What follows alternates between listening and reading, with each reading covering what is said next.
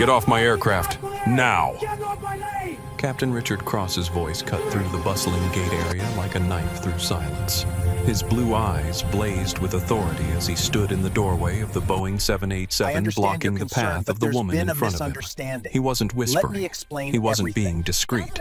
Every passenger within 50 feet could hear the venom in his voice, the absolute certainty that he was right and she was wrong. We need to ensure the woman he was addressing stood there calmly, wearing faded jeans and an MIT sweatshirt, holding a first-class boarding pass that apparently meant nothing to the man with 4 gold stripes on his shoulders. What Captain Cross didn't know was that in exactly 18 minutes, the woman he was trying to humiliate would fire him in front of 300 passengers and destroy his career with a single phone call. What he didn't know was that the airline he thought he controlled actually belonged to her. But before we dive into this incredible story of power, hidden identity, and ultimate justice, I want to know where you're watching from.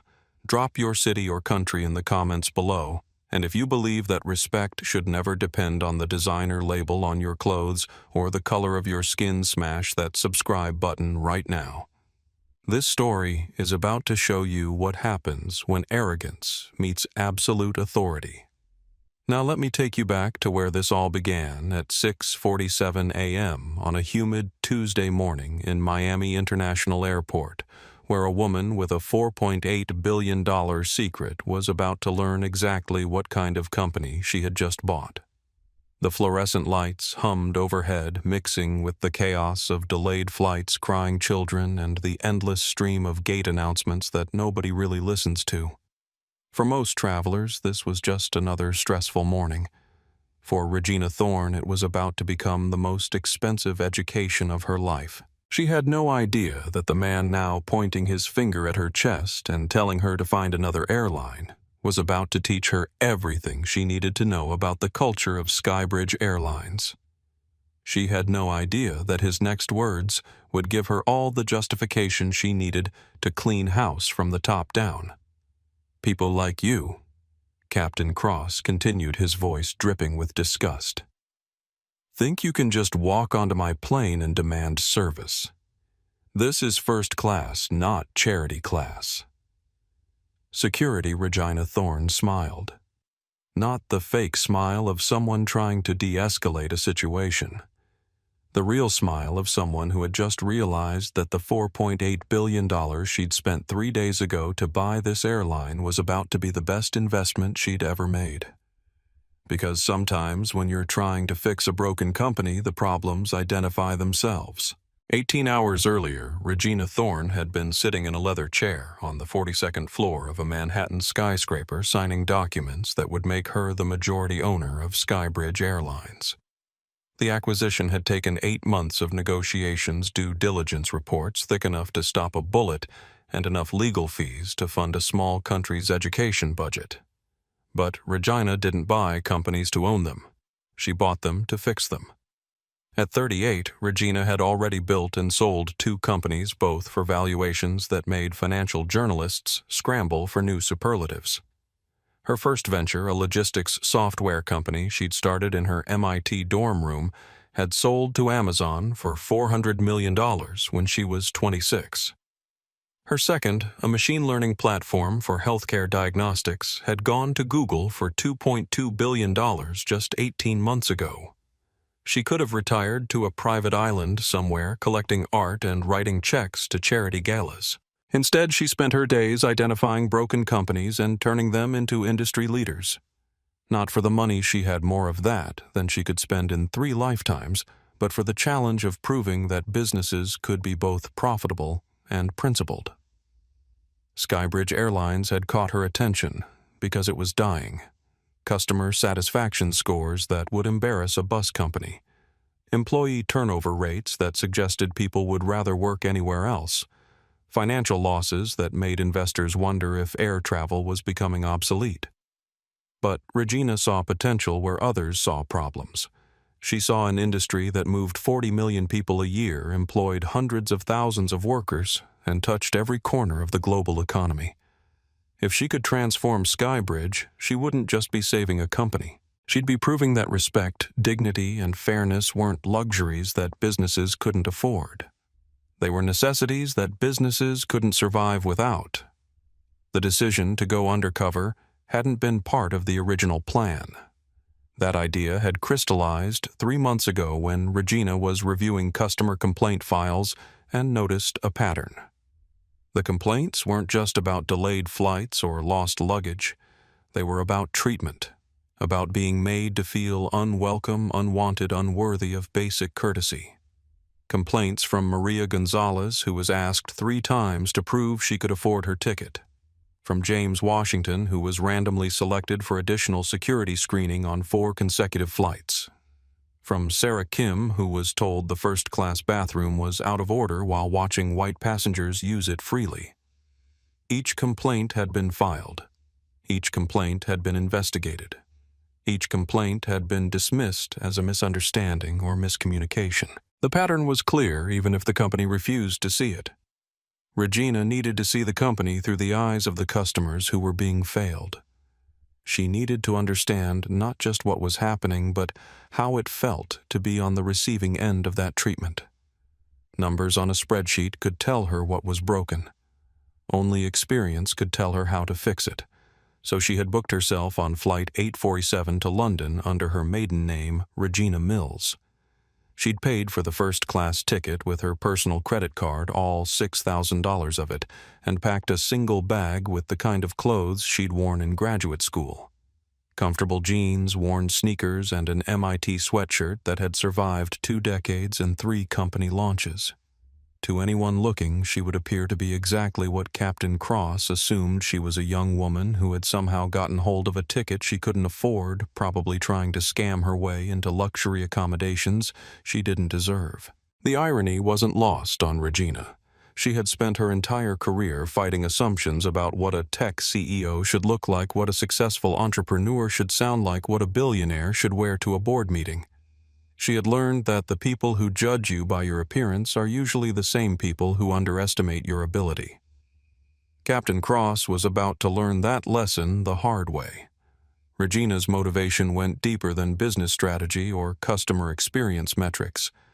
It went back to a memory from 15 years ago when her father had walked into a Baltimore emergency room complaining of chest pain and was told to wait in line like everyone else because he was wearing work clothes and didn't look like someone having a heart attack. He had waited for 3 hours. By the time someone took him seriously enough to run an EKG, the damage was irreversible.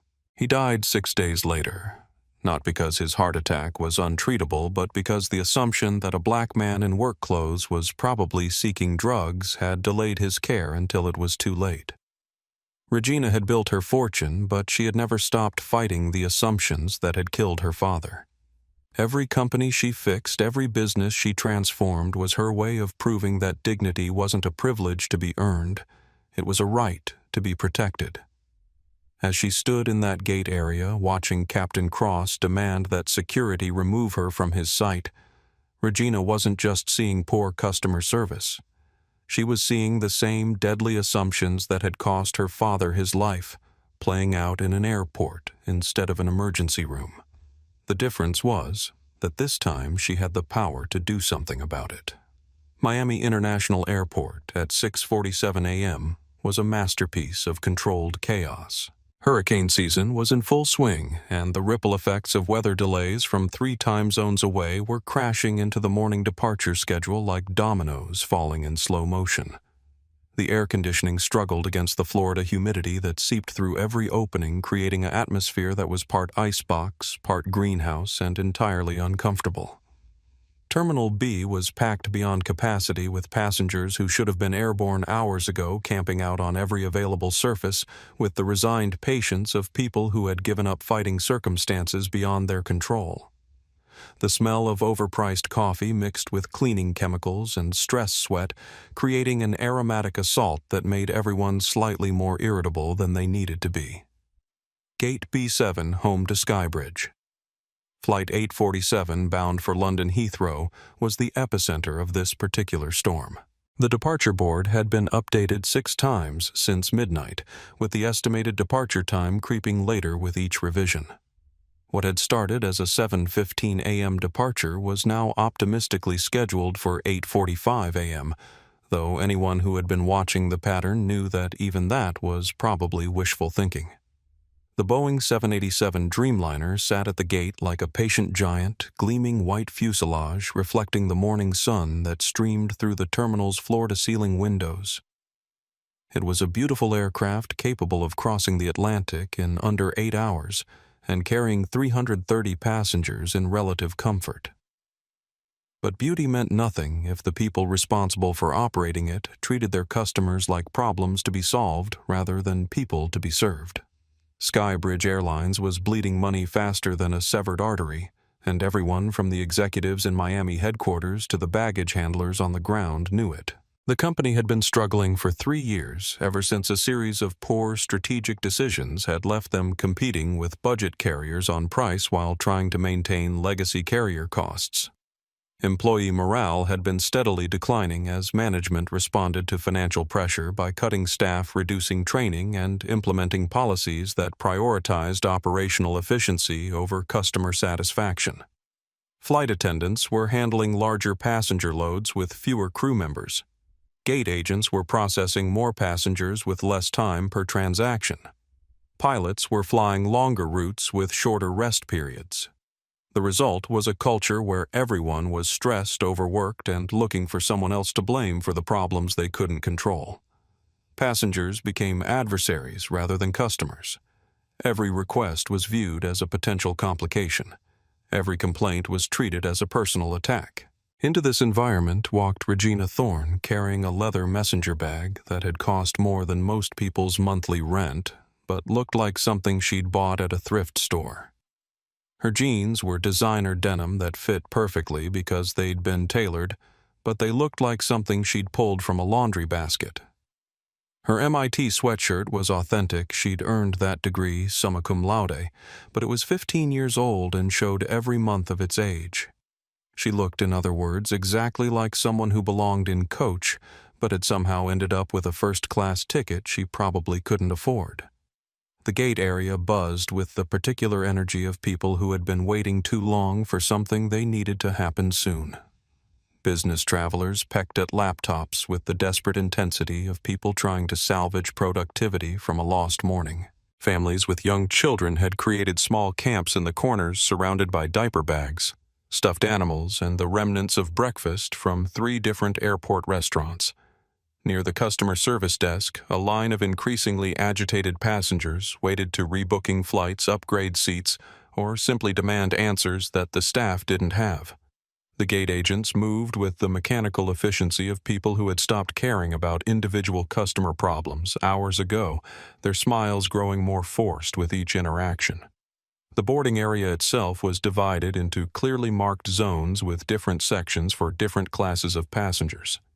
First class and elite frequent flyers had their own dedicated space near the gate door, separated from the general boarding area by subtle but unmistakable barriers that communicated who belonged where. It was into this divided space that Regina walked, her boarding pass clearly marking her as a Zone 1 passenger, but her appearance suggesting she belonged somewhere else entirely.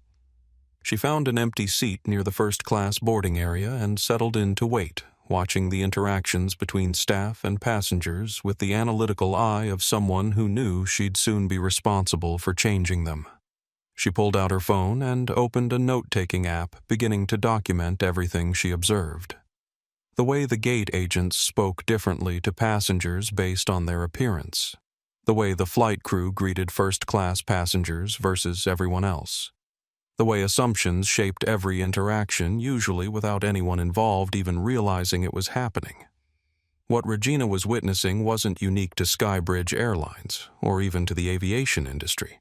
It was the everyday operation of unconscious bias, the way people make instant judgments based on clothing, skin color, age, gender, and 1,000 other visual cues that have nothing to do with who someone actually is or what they deserve.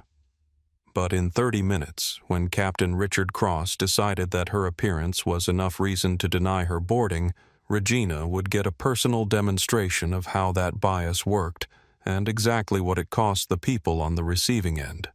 She had bought this airline to fix it. She was about to discover just how much fixing it would need.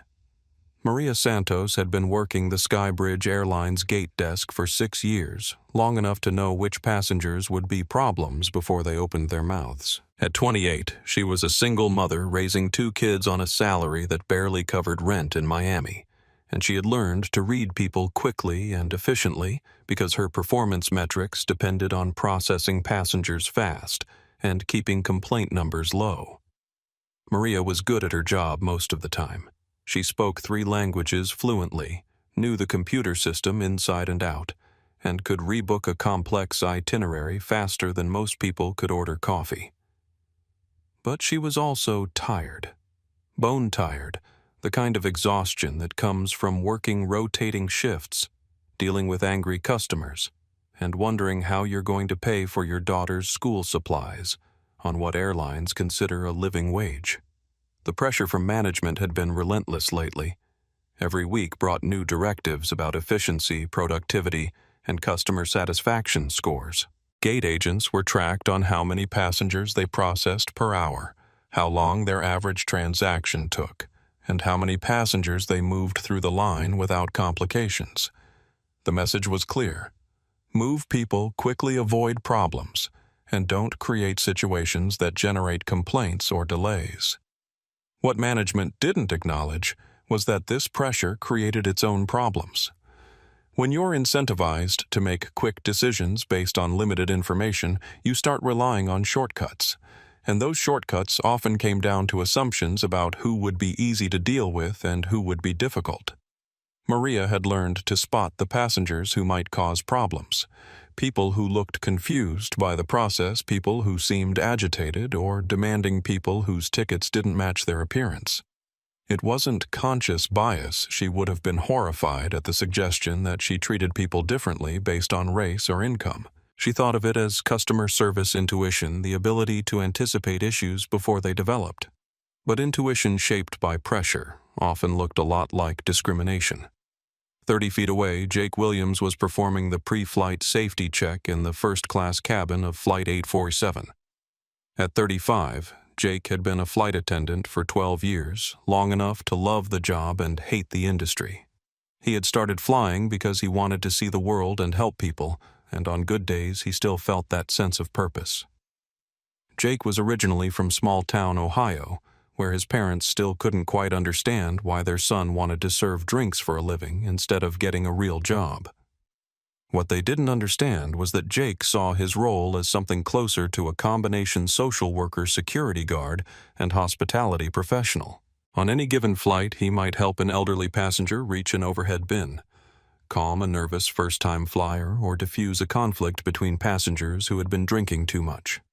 But the job had changed over the years, and not for the better. Staffing cuts meant fewer flight attendants handling more passengers. Schedule pressure meant less time for the personal touches that made flying pleasant. And company culture increasingly emphasized following procedures over using judgment, covering liability over providing service. Jake had witnessed enough discrimination over the years to recognize it when he saw it. But he had also learned that speaking up often did more damage to his career than good for the passengers involved.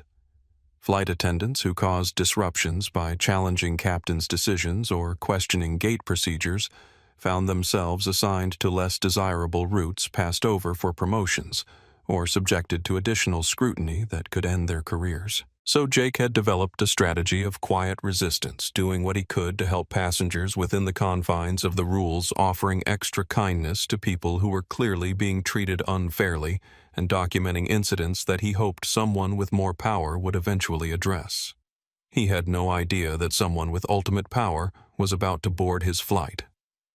In the cockpit, First Officer David Kim was running through the pre-flight checklist with the methodical precision of someone who had learned that small details could mean the difference between life and death. At 29, David was the newest member of the Skybridge pilot staff, having been hired just 8 months ago after completing his training with a regional carrier.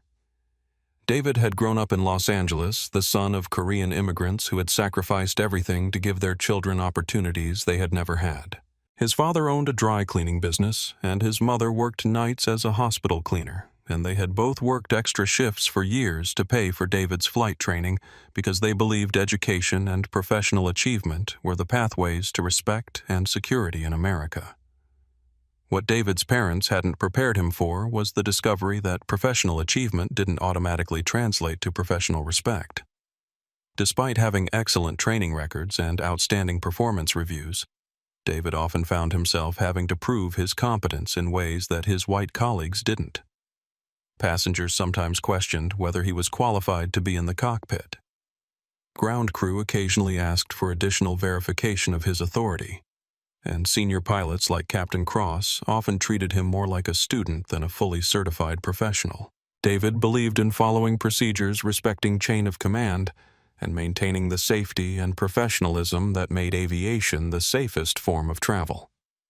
But he also believed in treating people with dignity and fairness, values that sometimes created internal conflict when he witnessed behavior that violated those principles. He had learned to pick his battles carefully. Challenge authority too often and you'd find yourself looking for a new job. Stay silent too often and you'd find yourself complicit in actions you knew were wrong. It was a balance that required constant recalibration, and David was still learning where the lines were. Standing near the security checkpoint, Officer Tommy Rodriguez was beginning his shift with the weary resignation of someone who had seen it all and helped very little of it.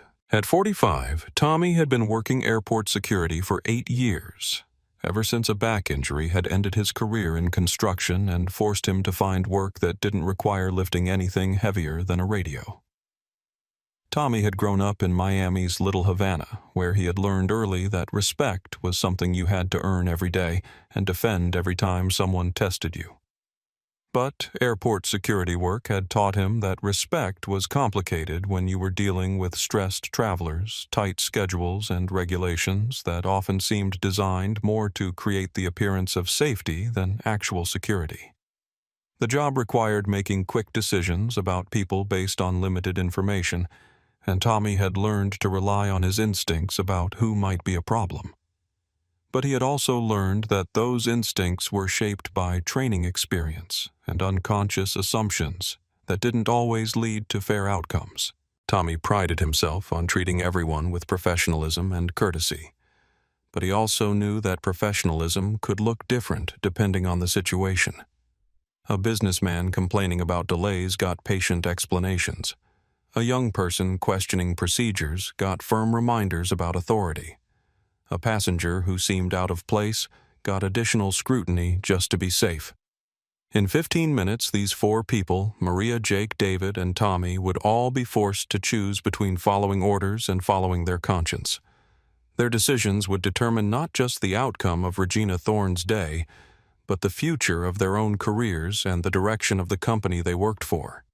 None of them knew that the woman in the MIT sweatshirt was about to give them the most important test of their professional lives. At 7:15 a.m., exactly when Flight 847 was supposed to be pushing back from the gate, Regina Thorne watched Maria Santos deal with her 47th passenger of the morning shift. The woman in question was elderly, confused about her boarding zone and speaking English with a thick Eastern European accent that made every exchange take twice as long as it should have. "Ma'am, you're Zone 4, Maria said for the 3rd time, her customer service smile growing more strained with each repetition. "Zone 4 boards after Zone 3. Please step aside and wait for your zone to be called." The elderly woman looked around helplessly, clearly not understanding the system, but equally clearly not wanting to cause problems. She clutched her boarding pass like a lifeline and moved aside with the defeated posture of someone who had learned that airports were places where she didn't belong. Regina made a mental note. System assumes passengers understand airline procedures without adequate explanation. Staff trained for efficiency over comprehension. 2 passengers later, Maria's demeanor shifted completely. A man in an expensive suit approached the desk with the confident stride of someone who expected immediate attention. Before he even reached the counter, Maria's posture straightened, and her smile became genuine. "Mr. Patterson." Maria's voice carried warmth that hadn't been there moments before. "Welcome back. How was the conference in Vegas?" Patterson handed over his boarding pass without looking at Maria. His attention focused on his phone. "Fine. I need to be in 3A today, not 3B. Make it happen. Of course, let me see what I can do." Maria's fingers flew over her keyboard with an efficiency that suggested this type of request was routine.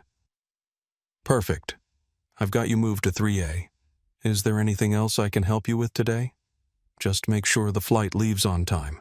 I have a meeting in London that can't be moved." Patterson took his boarding pass and walked away without saying thank you. Regina noted the contrast. Difficult request from frequent flyer immediate accommodation. Confusion from elderly passenger impatience and dismissal. As Regina continued observing, a pattern became clear. Passengers who looked like they belonged in first-class expensive clothes, confident demeanor, business accessories received patient-accommodating service. Passengers who looked uncertain, underdressed, or unfamiliar with airline procedures received efficient but impersonal processing that emphasized getting them through the line quickly, rather than ensuring they understood what was happening. At 7:30 a.m., Captain Richard Cross emerged from the jet bridge with the theatrical presence of someone who knew he was being watched. At 52, Cross had the silver-haired gravitas of a pilot from Central Casting, all square jaw and commanding posture. His uniform was immaculate, with 4 gold stripes polished to a mirror shine and wings that caught the terminal lighting perfectly. Cross made his way to the gate desk with the casual authority of someone who owned whatever space he occupied. The effect on the staff was immediate and obvious. Maria straightened her shoulders and smoothed her hair. The other gate agents busied themselves with tasks that suddenly seemed urgent. Even passengers in the seating area looked up, recognizing the presence of someone important. Maria Cross said, his voice carrying the warm authority of someone addressing a valued subordinate. "How are we looking this morning?" "Good morning, Captain Cross. We're showing full load 330 passengers. Weather delay has us about 40 minutes behind schedule, but we should be able to make up time in the air." Cross nodded approvingly, then let his gaze sweep across the waiting area. Regina watched him take inventory of the passengers, his eyes lingering on certain individuals for longer than others. When his gaze reached her, she felt the weight of assessment, the calculation of whether she belonged in the space she occupied. "First class full today?" Cross asked, still looking at Regina. "Yes, sir. Full first-class business is at 89%, economy is oversold by 12. Cross's expression suggested this was exactly what he wanted to hear. A full first-class cabin meant high-value passengers, people who paid premium prices and expected premium treatment. It meant the kind of flight that justified his salary and reinforced his sense of professional importance. "Any issues I should know about?" The question seemed casual, but Regina could hear the underlying meaning. "Are there any passengers who might cause problems for my smooth operation?" "Nothing unusual, Captain. Standard Tuesday morning crowd." Cross nodded again and began walking toward the boarding area, but not before making eye contact with Regina one more time. This time his expression was unmistakably skeptical, the look of someone who had spotted something that didn't quite fit. As Cross disappeared down the jet bridge to complete his pre-flight preparations, Regina realized she had been identified as a potential problem. She wasn't sure if it was because of her age, her clothing, her race, or simply the fact that she didn't fit Cross's mental image of what a first-class passenger should look like. But she was certain that she was now on his radar in a way that wouldn't work in her favor. At 7:45 a.m. boarding finally began. Maria stepped to the gate microphone with the weary efficiency of someone who had made this announcement thousands of times. "Ladies and gentlemen, we will now begin boarding Flight 847 to London Heathrow. We'll start with Zone 1, which includes our first class and business class passengers, along with our Diamond and Platinum frequent flyers. If you're not in Zone 1, please remain seated until your zone is called." The first-class passengers rose with the synchronized movement of people who knew exactly how this process worked. Regina watched them form a line: businessman in expensive suits, an elderly couple whose clothes screamed old money, a woman whose jewelry caught the light with every movement, and a tech executive whose casual clothes still managed to communicate wealth and status. Regina joined the line, her boarding pass clearly marking her as Zone 1 Seat 2A First Class. But even as she stood among the other premium passengers, she felt the weight of not belonging.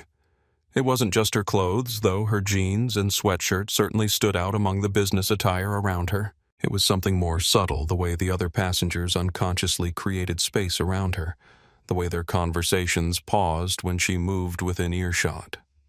As the line moved forward, Regina could see Captain Cross through the windows of the jet bridge. He was greeting passengers as they boarded, shaking hands with the men, offering charming smiles to the women, creating the kind of personal connection that made people feel special about their travel experience. She could also see him watching the gate area through those same windows, his attention focused specifically on the Zone 1 boarding line. When his gaze settled on her, Regina felt a chill that had nothing to do with the airport air conditioning. Captain Cross had made a decision about her before she had even spoken to him. In 5 minutes, when she reached the aircraft door, she was going to discover exactly what that decision meant for her travel plans. She was also going to discover that sometimes the biggest problems identify themselves. The jet bridge stretched ahead like a tunnel toward Judgment Day. Regina walked slowly, her leather bag comfortable on her shoulder, listening to the excited chatter of the passengers around her. The businessman behind her was talking loudly into his phone about quarterly projections. The elderly couple ahead was discussing their upcoming cruise through the Mediterranean. Everyone seemed to belong exactly where they were, except Regina. Through the jet bridge windows, she could see Captain Cross positioned at the aircraft door like a sentinel. He was greeting each first-class passenger with personalized attention, clearly enjoying his role as the face of premium service. Regina watched him shake hands firmly with the men, offer gallant assistance to the women, and create moments of connection that would be remembered long after the flight landed. "Mr. Peterson, good to see you again," Cross said to a silver-haired businessman. "How's the golf game?" "Terrible as always, Richard, but at least it's consistent." Peterson laughed as Cross clapped him on the shoulder with practiced familiarity. "Mrs. Chen, welcome aboard. Did your daughter enjoy graduation?" Cross's tone with the elegant Asian woman was warm but respectful. The perfect balance of personal attention and professional courtesy. "Oh, Captain Cross, thank you for asking. She loved Harvard, just as you predicted she would."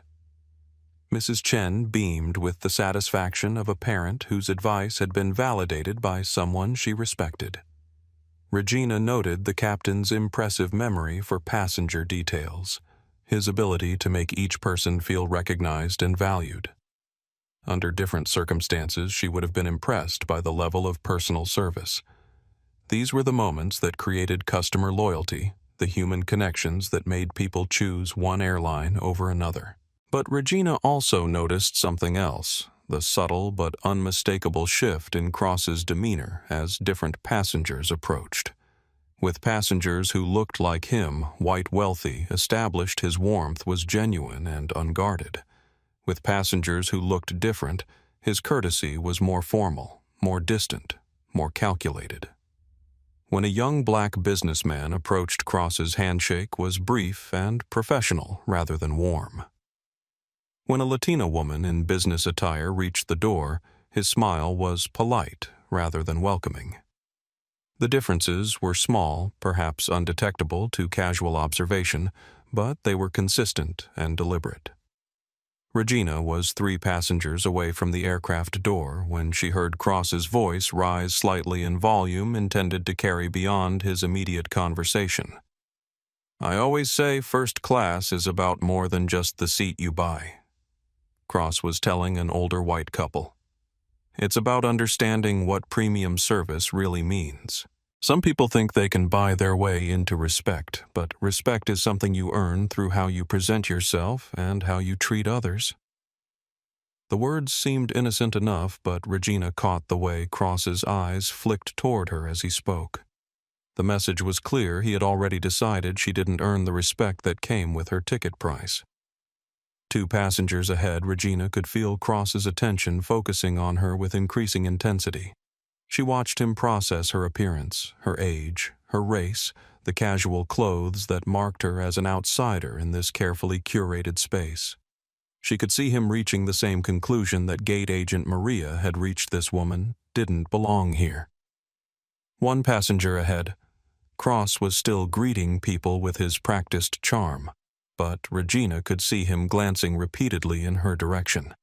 His jaw was set slightly tighter, his posture a bit more rigid. He was preparing for a confrontation, gearing himself up to be the guardian of first-class exclusivity. As the elderly couple ahead of Regina passed through the door and into the aircraft, Cross turned his full attention to her.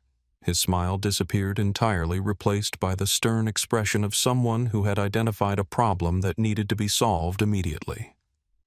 Regina stepped forward, her boarding pass ready, her expression calm and neutral. She had dealt with challenging situations her entire career, and she knew that the key to maintaining control was never to let emotions drive behavior. Whatever was about to happen, she would handle it with the professionalism that had carried her through 2 decades of business negotiations. "Good morning," Captain Regina said politely, offering her phone with the digital boarding pass clearly displayed. Cross looked at her for a long moment before glancing at the boarding pass.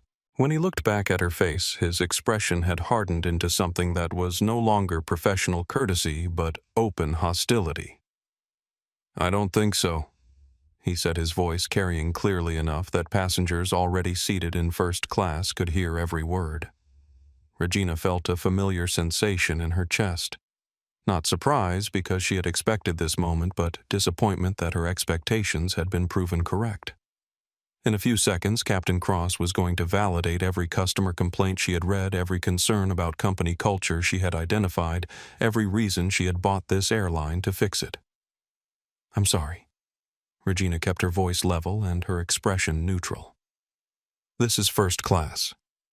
Cross said, his volume increasing to ensure that everyone nearby could hear his authority being exercised. "This section is for paying customers who understand what premium service means." Regina could feel the attention of everyone within earshot focusing on their interaction. Conversations paused. Phones came up to record. The careful choreography of premium passenger boarding had ground to a halt as Captain Cross turned a routine verification into a public spectacle. "I believe you'll find my reservation is in order," Regina said, holding up her phone again. Cross didn't even look at the screen this time. He had made his decision based on something other than documentation, and no amount of evidence was going to change his mind. What happened next would either validate everything Regina believed about broken organizational culture or force her to reconsider her assumptions about the company she had just bought. It turned out validation was coming. "Get off my aircraft. Now!" The words hit the jet bridge like a physical force, stopping conversations and freezing passengers in mid-step. Captain Richard Cross's voice carried the absolute authority of someone who was used to being obeyed without question, someone whose word was law at 30,000 feet, and who saw no reason it shouldn't be law at sea level as well. Regina looked at him for a moment, processing not just what he had said, but how he had chosen to say it. Loudly, publicly, with maximum humiliation for her and maximum demonstration of power for everyone else watching. This wasn't about documentation or procedure. This was about establishing dominance. "Captain, I believe there's been a misunderstanding," Regina said, her voice calm but carrying clearly in the sudden silence. "I have a confirmed first-class reservation seat 2A. Perhaps we could verify this through your system." Cross stepped closer, invading her personal space with the aggressive posture of someone who had decided that intimidation was the appropriate response to what he perceived as a challenge to his authority. At 6 feet 2 inches, he towered over Regina's 5 feet 6 inches, using his physical presence to reinforce his verbal aggression. "Don't tell me about my system," Cross said, his voice dripping with condescension. "I've been flying for 25 years and I know exactly who belongs in first class and who doesn't. People like you think you can scam your way into premium accommodations with stolen credit cards and fake reservations." Regina felt the familiar fire that she had learned to control in boardrooms full of men who assumed she was someone's assistant. The accusation of fraud was designed to humiliate, to make her defensive, to put her in the position of having to prove her worth to someone who had already decided she had none. "People like me," Regina's voice stayed level, but there was steel underneath the silk now. "What exactly do you mean by that?" Captain Cross's expression suggested he knew exactly what he meant, and didn't care who else knew it too. "People who try to game the system. People who think they can dress down and act up and still expect to be treated like paying customers. This is first class, not charity class." Behind Regina, the jet bridge had become a theater. Passengers who had already boarded were returning to the doorway to see what was happening. Passengers still waiting to board were pressing forward to get a better view. Phones were emerging from purses and pockets as people realized they were witnessing something that would definitely be worth sharing. Elena Rodriguez, the travel blogger who had been documenting her journey for her YouTube channel, was already live streaming. Her phone was positioned to capture both Regina's composed response and Cross's increasingly aggressive behavior. In the corner of her screen, she could see her viewer count climbing rapidly as people shared the stream and commented on what they were watching. "Let me see your identification," Cross demanded, holding out his hand with the expectation of immediate compliance. "Real identification, not whatever fake documents you used to get that boarding pass." Regina reached into her bag and pulled out her driver's license, handing it over with the practiced patience of someone who had learned to document discrimination rather than escalate it. Cross examined the license with exaggerated scrutiny, as if he were a forensic expert capable of detecting sophisticated forgeries. "Regina Mills," he read aloud, making her maiden name sound suspicious through tone alone. "And you're telling me that Regina Mills bought a $6,000 ticket on a Tuesday morning to fly to London?" "I'm telling you that I have a confirmed reservation and valid documentation," Regina replied. "What I'm wondering is why you seem more interested in my appearance than my paperwork." Cross's face reddened slightly, the flush of someone who had been called out on behavior he preferred to keep subtle. "My job is to maintain security and ensure that only legitimate passengers board this aircraft. When someone looks like they don't belong in first class, I have an obligation to verify their credentials thoroughly. And how exactly does someone look like they belong in first class?" Regina asked, her voice carrying the quiet intensity of someone who was building a legal case, one question at a time. "You know exactly what I mean," Cross said, his voice rising again. "First-class passengers understand dress codes. They understand appropriate behavior. They don't show up looking like they're going to a college football game and expect to be treated like royalty." From inside the aircraft, Jake Williams had emerged to see what was causing the delay. As a flight attendant with 12 years of experience, he had witnessed this type of confrontation before, always with the same pattern: a passenger who didn't fit someone's preconceived notion of what a premium traveler should look like, a staff member who decided to make assumptions rather than check facts, and a situation that escalated beyond what anyone intended. "Captain Cross," Jake said carefully. "Perhaps I could help verify the passenger's reservation in the system." Cross turned on Jake with the fury of someone whose authority had been questioned by a subordinate. "Flight Attendant Williams, return to your duties immediately. I am handling this situation, and I don't require assistance from cabin crew." Jake's expression showed the internal conflict between his desire to help a passenger being treated unfairly and his knowledge that challenging a captain's authority could end his career. After a moment that felt like an hour, he stepped back into the aircraft, but Regina could see him positioning himself where he could still observe what was happening. Security Cross shouted toward the gate area. "I need airport security at gate B7 immediately.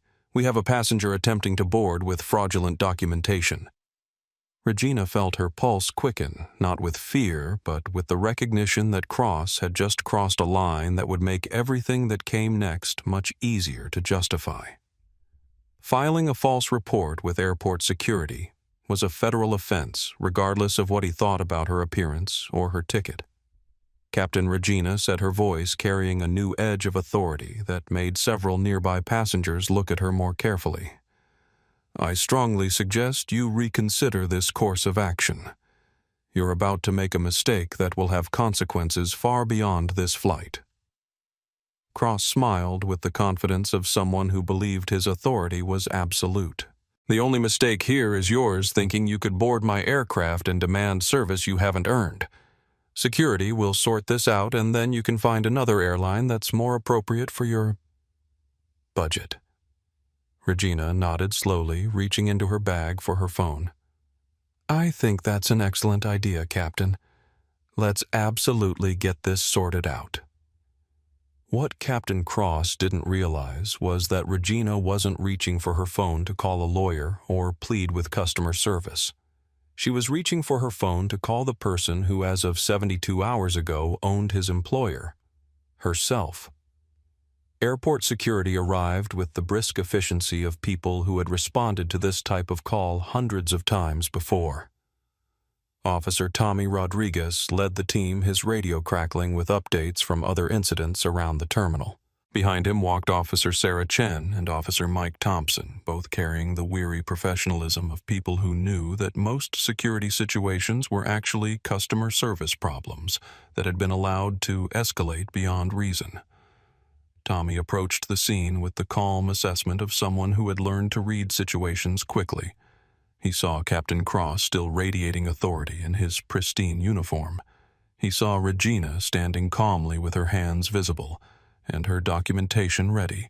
He saw the crowd of passengers with phones out recording everything, and he saw the tension that suggested this was going to be more complicated than a simple boarding pass verification.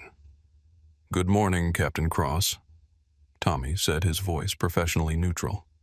"What seems to be the issue here?" Cross straightened to his full height, clearly relishing the opportunity to explain his actions to someone who would understand the importance of security and authority. "Officer Rodriguez. This individual is attempting to board my aircraft with what I believe to be fraudulent documentation. She claims to have a first-class ticket, but her appearance and behavior suggest otherwise." Tommy's expression didn't change, but Regina caught the slight tightening around his eyes that suggested he had heard this type of explanation before and didn't particularly like it. "Ma'am, may I see your boarding pass and identification?" Regina handed over her phone and driver's license without comment. Tommy examined both, carefully noting that the boarding pass was clearly legitimate and the identification matched the name on the reservation. He pulled out his radio and called the gate desk to verify the booking. "Gate B7, this is security. Can you verify a reservation for Mills Regina on Flight 847 showing Seat 2A, Zone 1 boarding?" Maria Santos's voice crackled back over the radio. "Confirmed. Mills Regina, Seat 2A, first class, paid in full, no issues noted in the system." Tommy looked back at Captain Cross with the expression of someone who was beginning to understand that this call was based on something other than legitimate security concerns. "Captain, the reservation appears to be valid.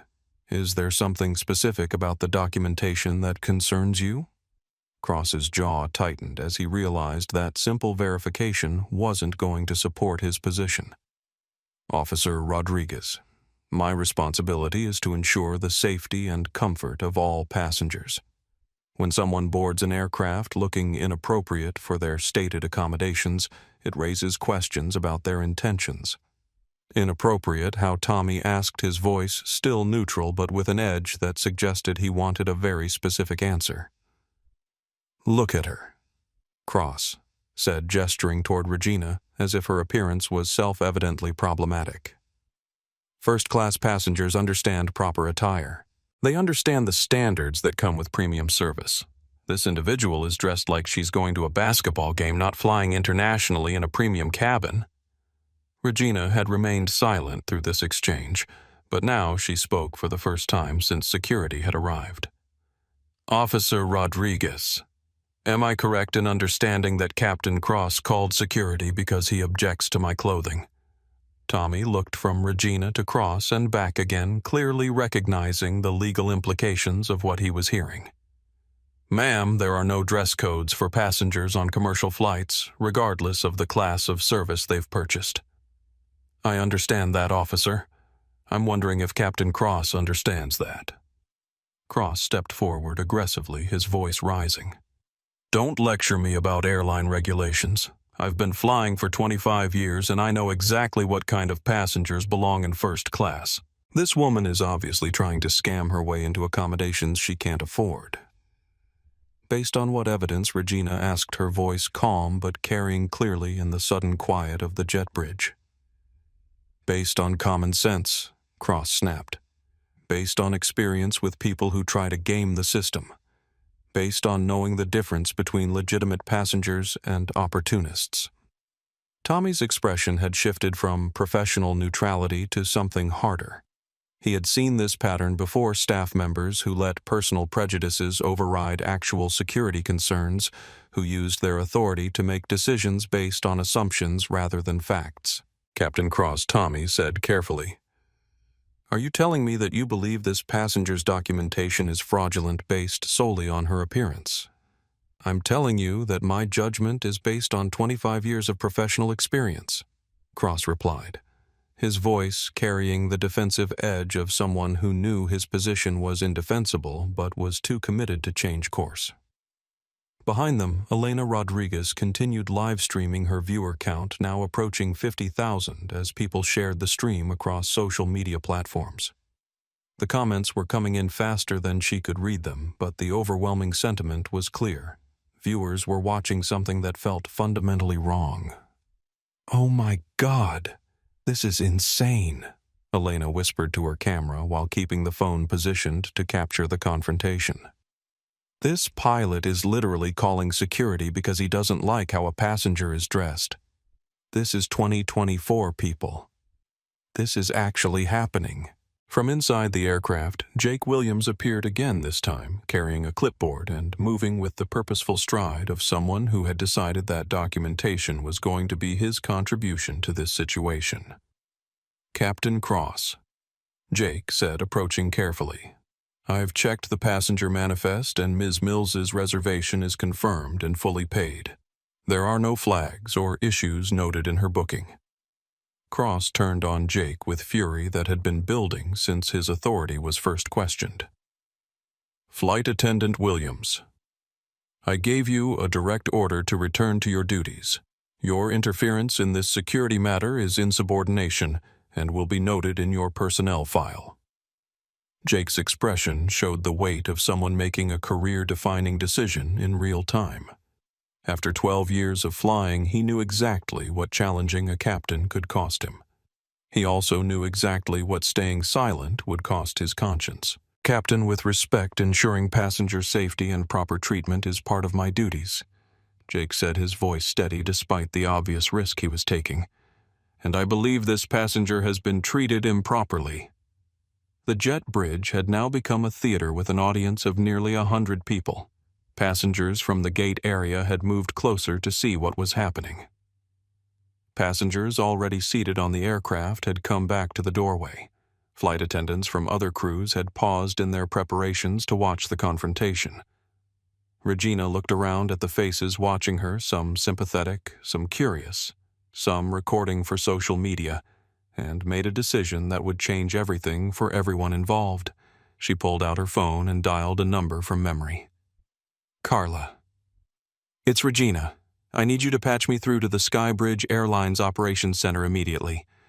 "No, I'm not in the office. I'm standing on one of our jet bridges at Miami International, and I need to speak with whoever is in charge of our flight operations right now." Cross looked puzzled by this development, but not concerned. Passengers called customer service all the time. Angry customers called executives.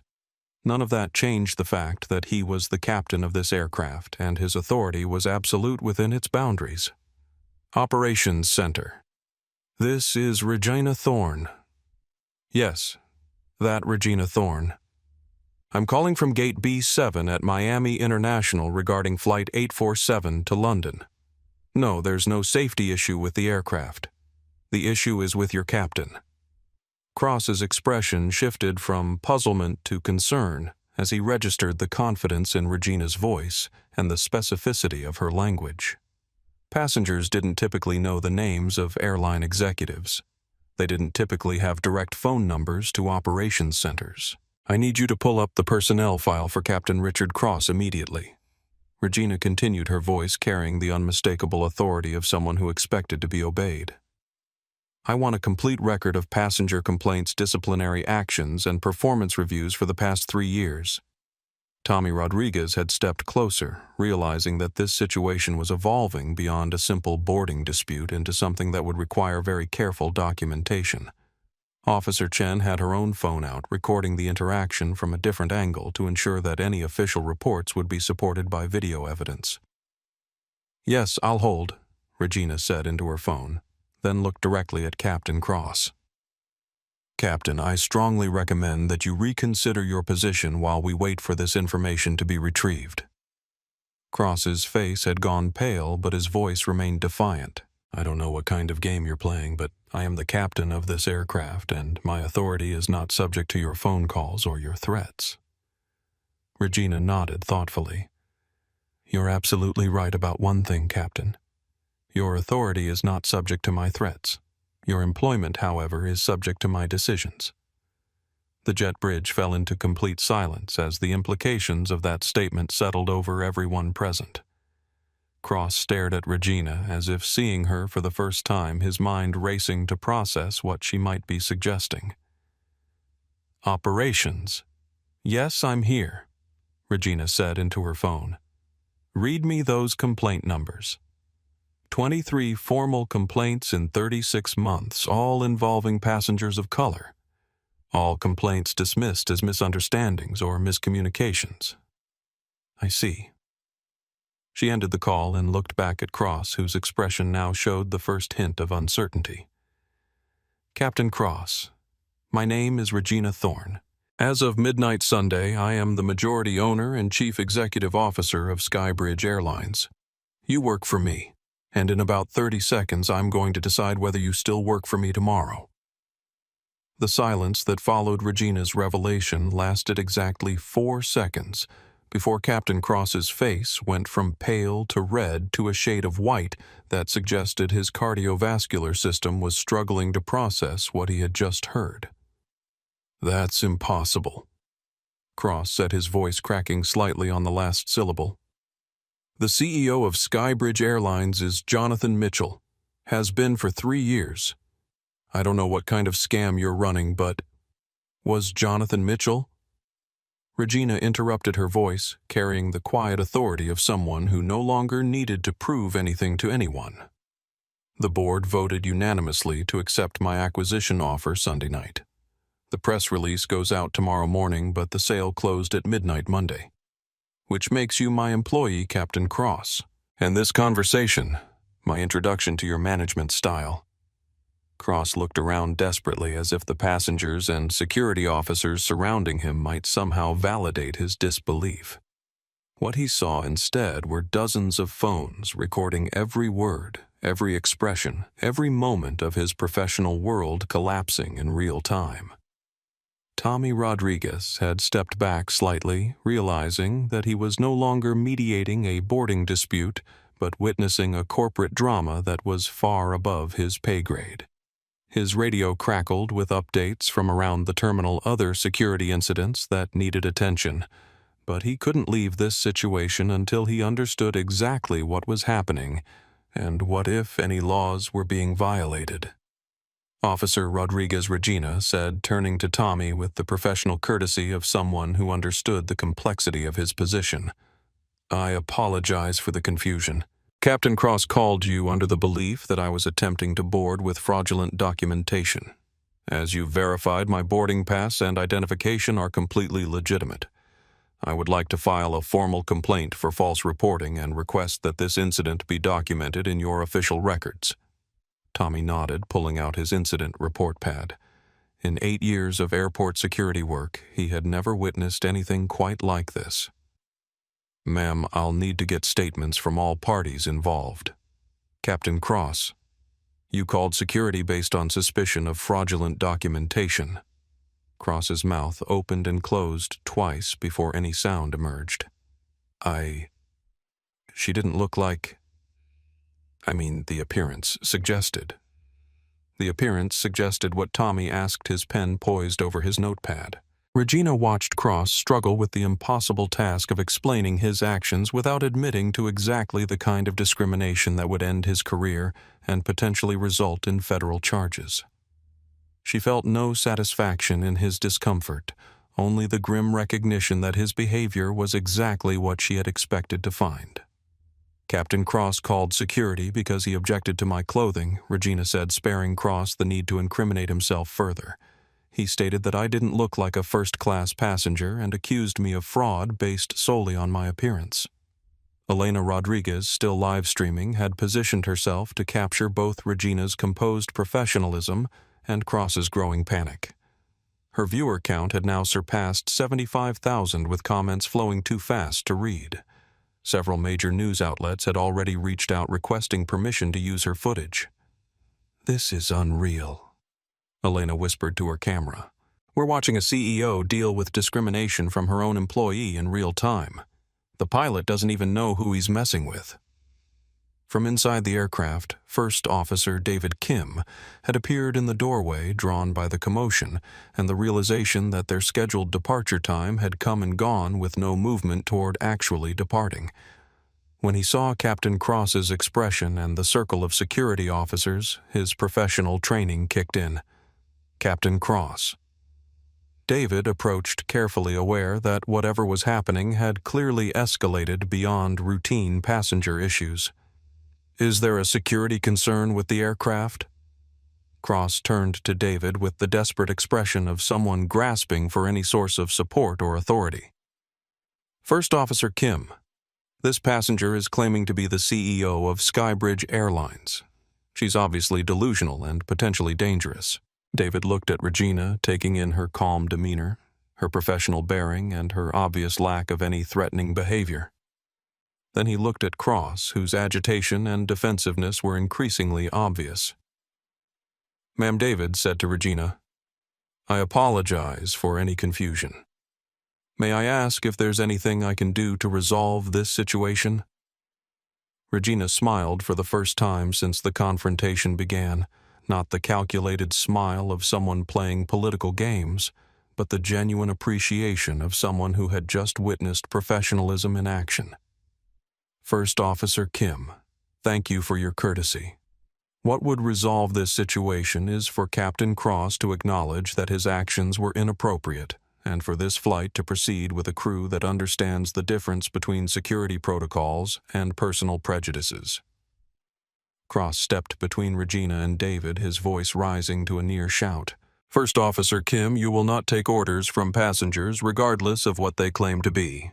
This aircraft is under my command, and I am ordering this individual removed for attempting to board with fraudulent credentials." David's expression showed the internal conflict between respecting chain of command and recognizing that his captain was making decisions based on something other than professional judgment. "Sir, if I may, security has verified that the passenger's documentation is legitimate. Perhaps we could—" "You may not," Cross snapped. "Return to your duties immediately, or you'll find yourself looking for a new position." The threat hung in the air like smoke from an explosion. David Kim had worked too hard for too long to get where he was to lose his job over a single confrontation. But he had also been raised with values that wouldn't allow him to stand silent while someone was being treated unjustly. After a moment that felt like an eternity, David made his choice. "Captain Cross, with respect. I believe you're making an error in judgment that could have serious consequences for your career and for the company." Cross's face went scarlet. "That's insubordination, First Officer Kim. You're grounded pending investigation." Regina had been watching this exchange with the analytical mind of someone who managed large organizations and understood the dynamics of authority, fear, and courage. What she was seeing confirmed every concern she had about company culture and gave her hope that change was possible. Captain Cross Regina said, her voice cutting through his anger with surgical precision. "You've now threatened the jobs of 2 employees who attempted to provide appropriate customer service. You've filed a false security report based on racial profiling. And you've created a public incident that's currently being live-streamed to over 75,000 viewers. I strongly suggest you take a moment to consider whether this is the hill you want your career to die on." Cross turned on her with the fury of someone who had been backed into a corner and could see no way out except through aggression. "You can claim to be whoever you want, but I know exactly what you are. You're a scammer who thought she could intimidate her way into accommodations she doesn't deserve. Well, it's not working." Security Tommy Rodriguez looked up from his incident report with the weary expression of someone who had hoped this situation might resolve itself peacefully. "Captain Cross, I've verified the passenger's documentation multiple times. There's no evidence of fraud or security concerns. What specifically do you want me to do? I want you to remove this individual from the premises for attempting to board with invalid credentials and for creating a disturbance that's preventing my flight from departing." Tommy looked at Regina, whose calm professionalism contrasted sharply with Cross's increasing agitation. "Ma'am, have you made any threats or engaged in any disruptive behavior?" "Officer Rodriguez, the only disruption here is Captain Cross's refusal to allow a legitimately ticketed passenger to board based on his objection to her appearance." Tommy nodded and made another note in his report. "Captain Cross, I cannot remove a passenger who has valid documentation and has not engaged in any disruptive behavior. If you continue to refuse boarding to a legitimate passenger, you could be in violation of federal anti-discrimination laws." Cross stared at Tommy as if the security officer had just spoken in a foreign language. "Are you telling me that you're going to take the word of some random passenger over a captain with 25 years of experience?" "I'm telling you that the law requires me to base my actions on evidence, not assumptions," Tommy replied. Regina pulled out her phone again and dialed another number. "Carla, it's Regina again. I need you to conference in the Skybridge Legal Department. Immediately." "No, we're still at the gate and the situation has escalated." Cross watched with growing alarm as Regina's conversation continued with the confidence of someone who had immediate access to corporate resources. "Legal. This is Regina Thorne. I'm dealing with an incident at Miami International involving one of our captains who has refused boarding to a legitimate passenger based on discriminatory profiling. Yes, I'm the passenger in question. I need immediate guidance on termination procedures for cause and federal reporting requirements for civil rights violations." The jet bridge had become completely silent except for Regina's phone conversation and the ambient noise of the airport around them. Passengers had stopped pretending to do anything other than watch the drama unfold. Flight attendants from other airlines had gathered to witness what was clearly going to become industry legend. "Understood," Regina said, ending her call. "Captain Cross, I've just been informed that Skybridge Airlines has a zero-tolerance policy for discrimination and that federal law requires immediate reporting of civil rights violations. You've created a liability situation that the company cannot and will not defend." Cross's expression showed the dawning recognition that his situation was far worse than he had realized. "This is insane. I was following security protocols. I was protecting the airline's reputation. You were profiling a passenger based on race and appearance," Regina said quietly. "And now you're going to face the consequences of that choice." She turned to Officer Rodriguez. "Officer, I'd like to complete my statement for your report.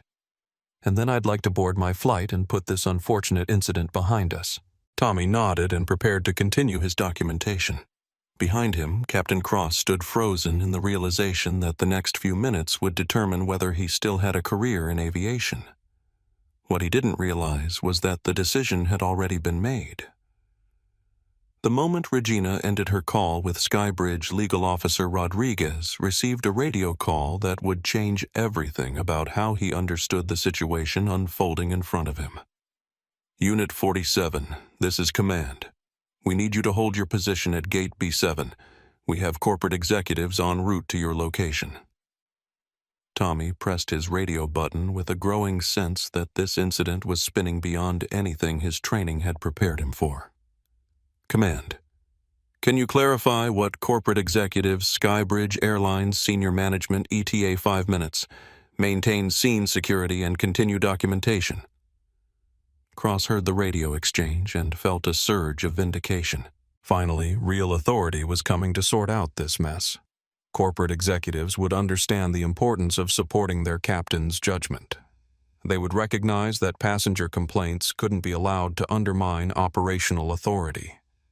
They would restore order to this chaos. You hear that Cross said to Regina, his confidence returning. Corporate is coming. Real corporate. And when they get here, they'll put an end to whatever game you're playing. Regina nodded thoughtfully. I'm sure they will, Captain. What Cross didn't understand was that the corporate executives en route were Regina's own assistants dispatched from Skybridge headquarters the moment she had called for legal support. In the corporate world, when a CEO calls from the field reporting a discrimination incident, every department mobilizes immediately. Elena Rodriguez, still live streaming, had now attracted the attention of mainstream media. Her phone was buzzing constantly with interview requests and offers to purchase her footage. The story had taken on a life of its own, spreading across social platforms faster than any crisis management team could hope to contain. Guys, this is absolutely unreal, Elena whispered to her camera.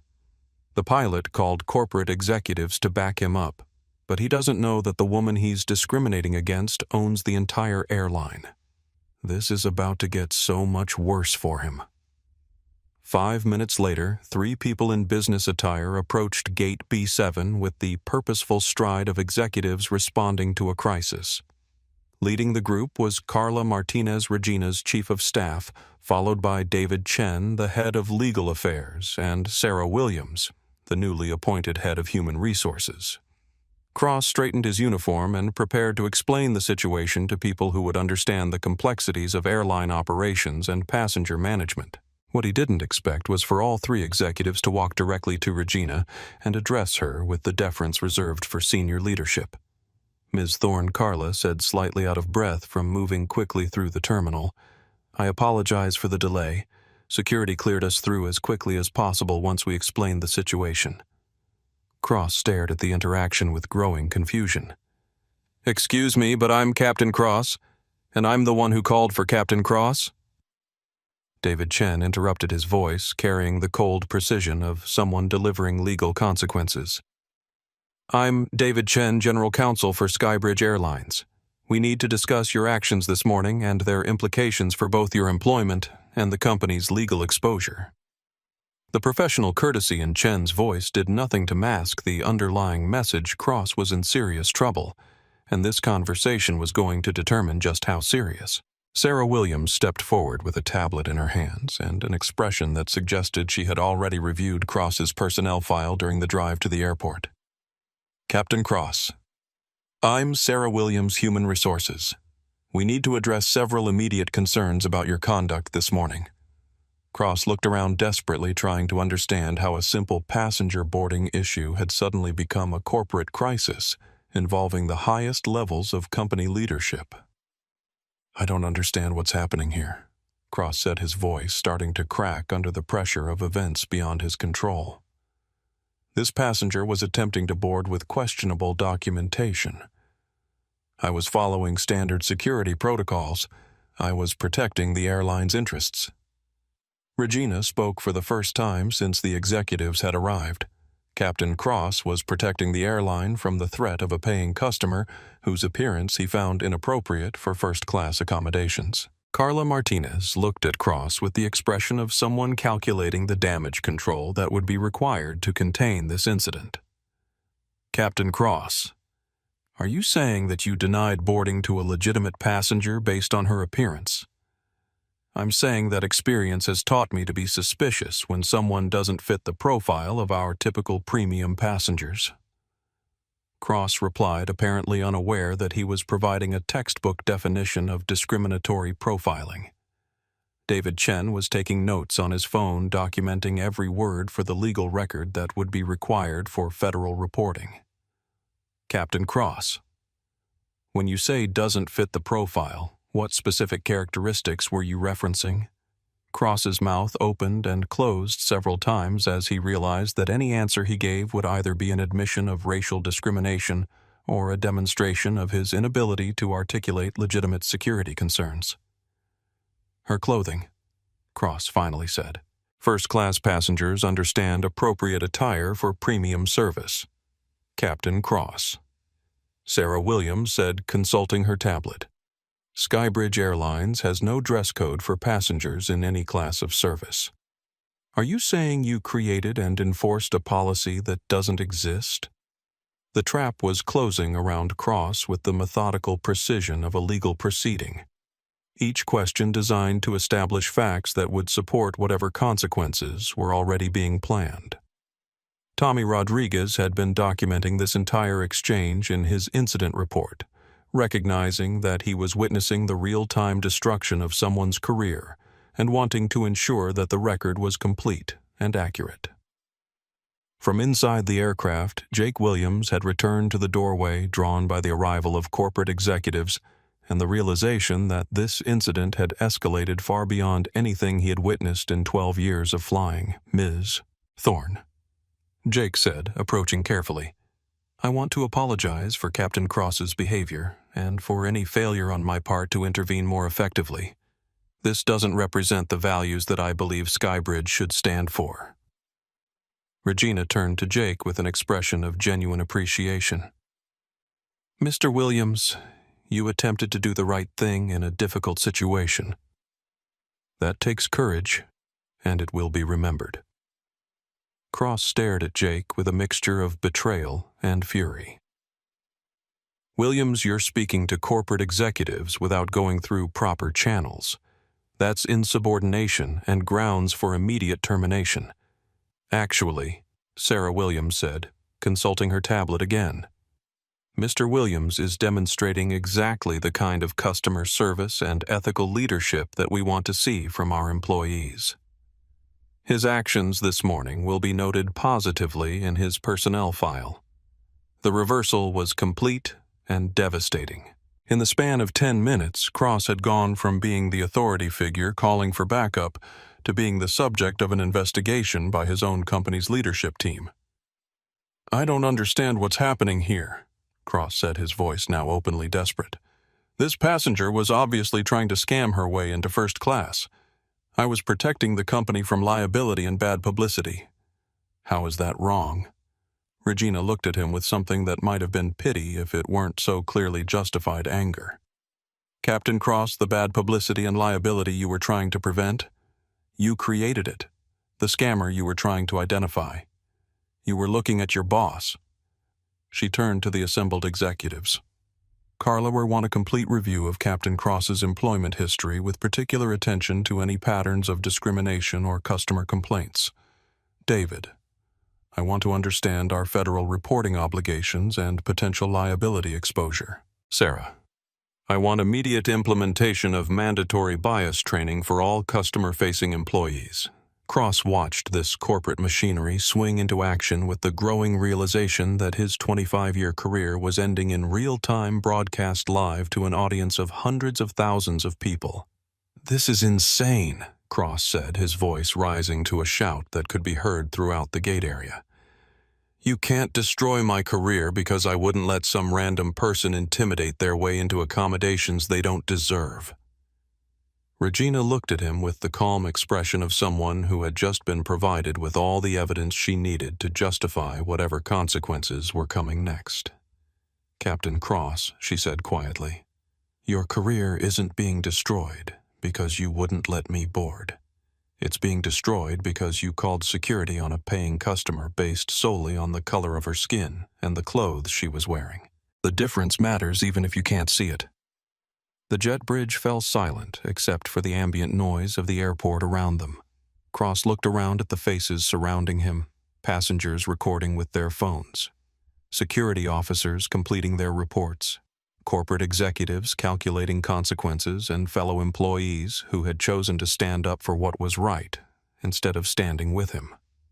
For the first time since this confrontation had begun, Captain Richard Cross began to understand that he had made a mistake that couldn't be undone, explained away or defended with appeals to authority and experience. He was about to discover that some mistakes have consequences that last forever. Regina Thorne had spent her entire career understanding the power of timing. In business negotiations, in product launches, in crisis management, knowing exactly when to reveal information was often more important than the information itself. As she stood in that jet bridge surrounded by passengers with phones recording every moment, she knew that the next 60 seconds would define not just Captain Cross's future, but the entire culture of the airline she had just purchased. She walked to the gate microphone that Maria Santos had abandoned when the security situation began. The act of a passenger approaching airline equipment should have prompted immediate intervention from staff, but everyone present understood that normal rules no longer applied to this situation.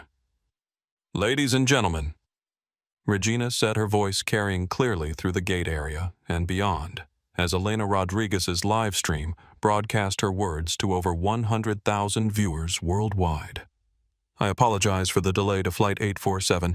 My name is Regina Thorne, and I need to address what you've just witnessed." The terminal fell silent in the way that only happens when people recognize they're about to hear something important. Conversations stopped mid-sentence. Passengers rushing to other gates slowed their pace. Even the gate agents at nearby counters paused their work to listen. 3 days ago, I completed the acquisition of Skybridge Airlines. As of midnight Monday, I became the majority owner and chief executive officer of this company. This morning, I chose to fly as a regular passenger to experience firsthand the service culture that our customers encounter every day. Captain Cross stood frozen behind her, his face cycling through confusion, disbelief, and growing horror as he began to understand the full scope of his mistake. What you have witnessed this morning is Captain Richard Cross denying boarding to a legitimately ticketed passenger based solely on his objection to her appearance and his assumption that a black woman in casual clothing could not possibly belong in first class. The sharp intake of breath from the crowd was audible even over the ambient noise of the terminal. Phone cameras swiveled to capture Cross's reaction, his expression providing confirmation of every accusation Regina was making. Captain Cross called airport security claiming that I was attempting to board with fraudulent documentation. This was a false report filed not because of any evidence of wrongdoing, but because I didn't match his personal image of what a first-class passenger should look like. Elena Rodriguez was whispering rapid commentary into her phone as the viewer count climbed past 150,000. "This is absolutely incredible.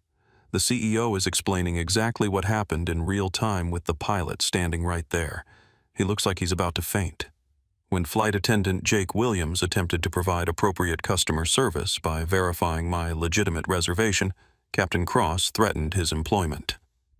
When First Officer David Kim tried to de-escalate the situation professionally, Captain Cross suspended him from duty. Both of these employees demonstrated exactly the kind of integrity and customer focus that Skybridge Airlines should represent.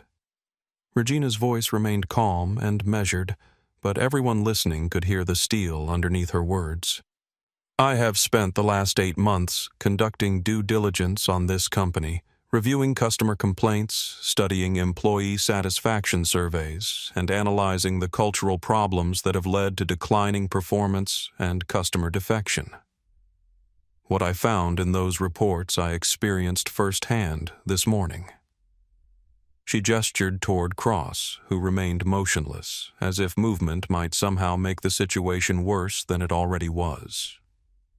Captain Cross's behavior this morning represents a pattern of discrimination that has been documented in customer complaints but never adequately addressed by previous management.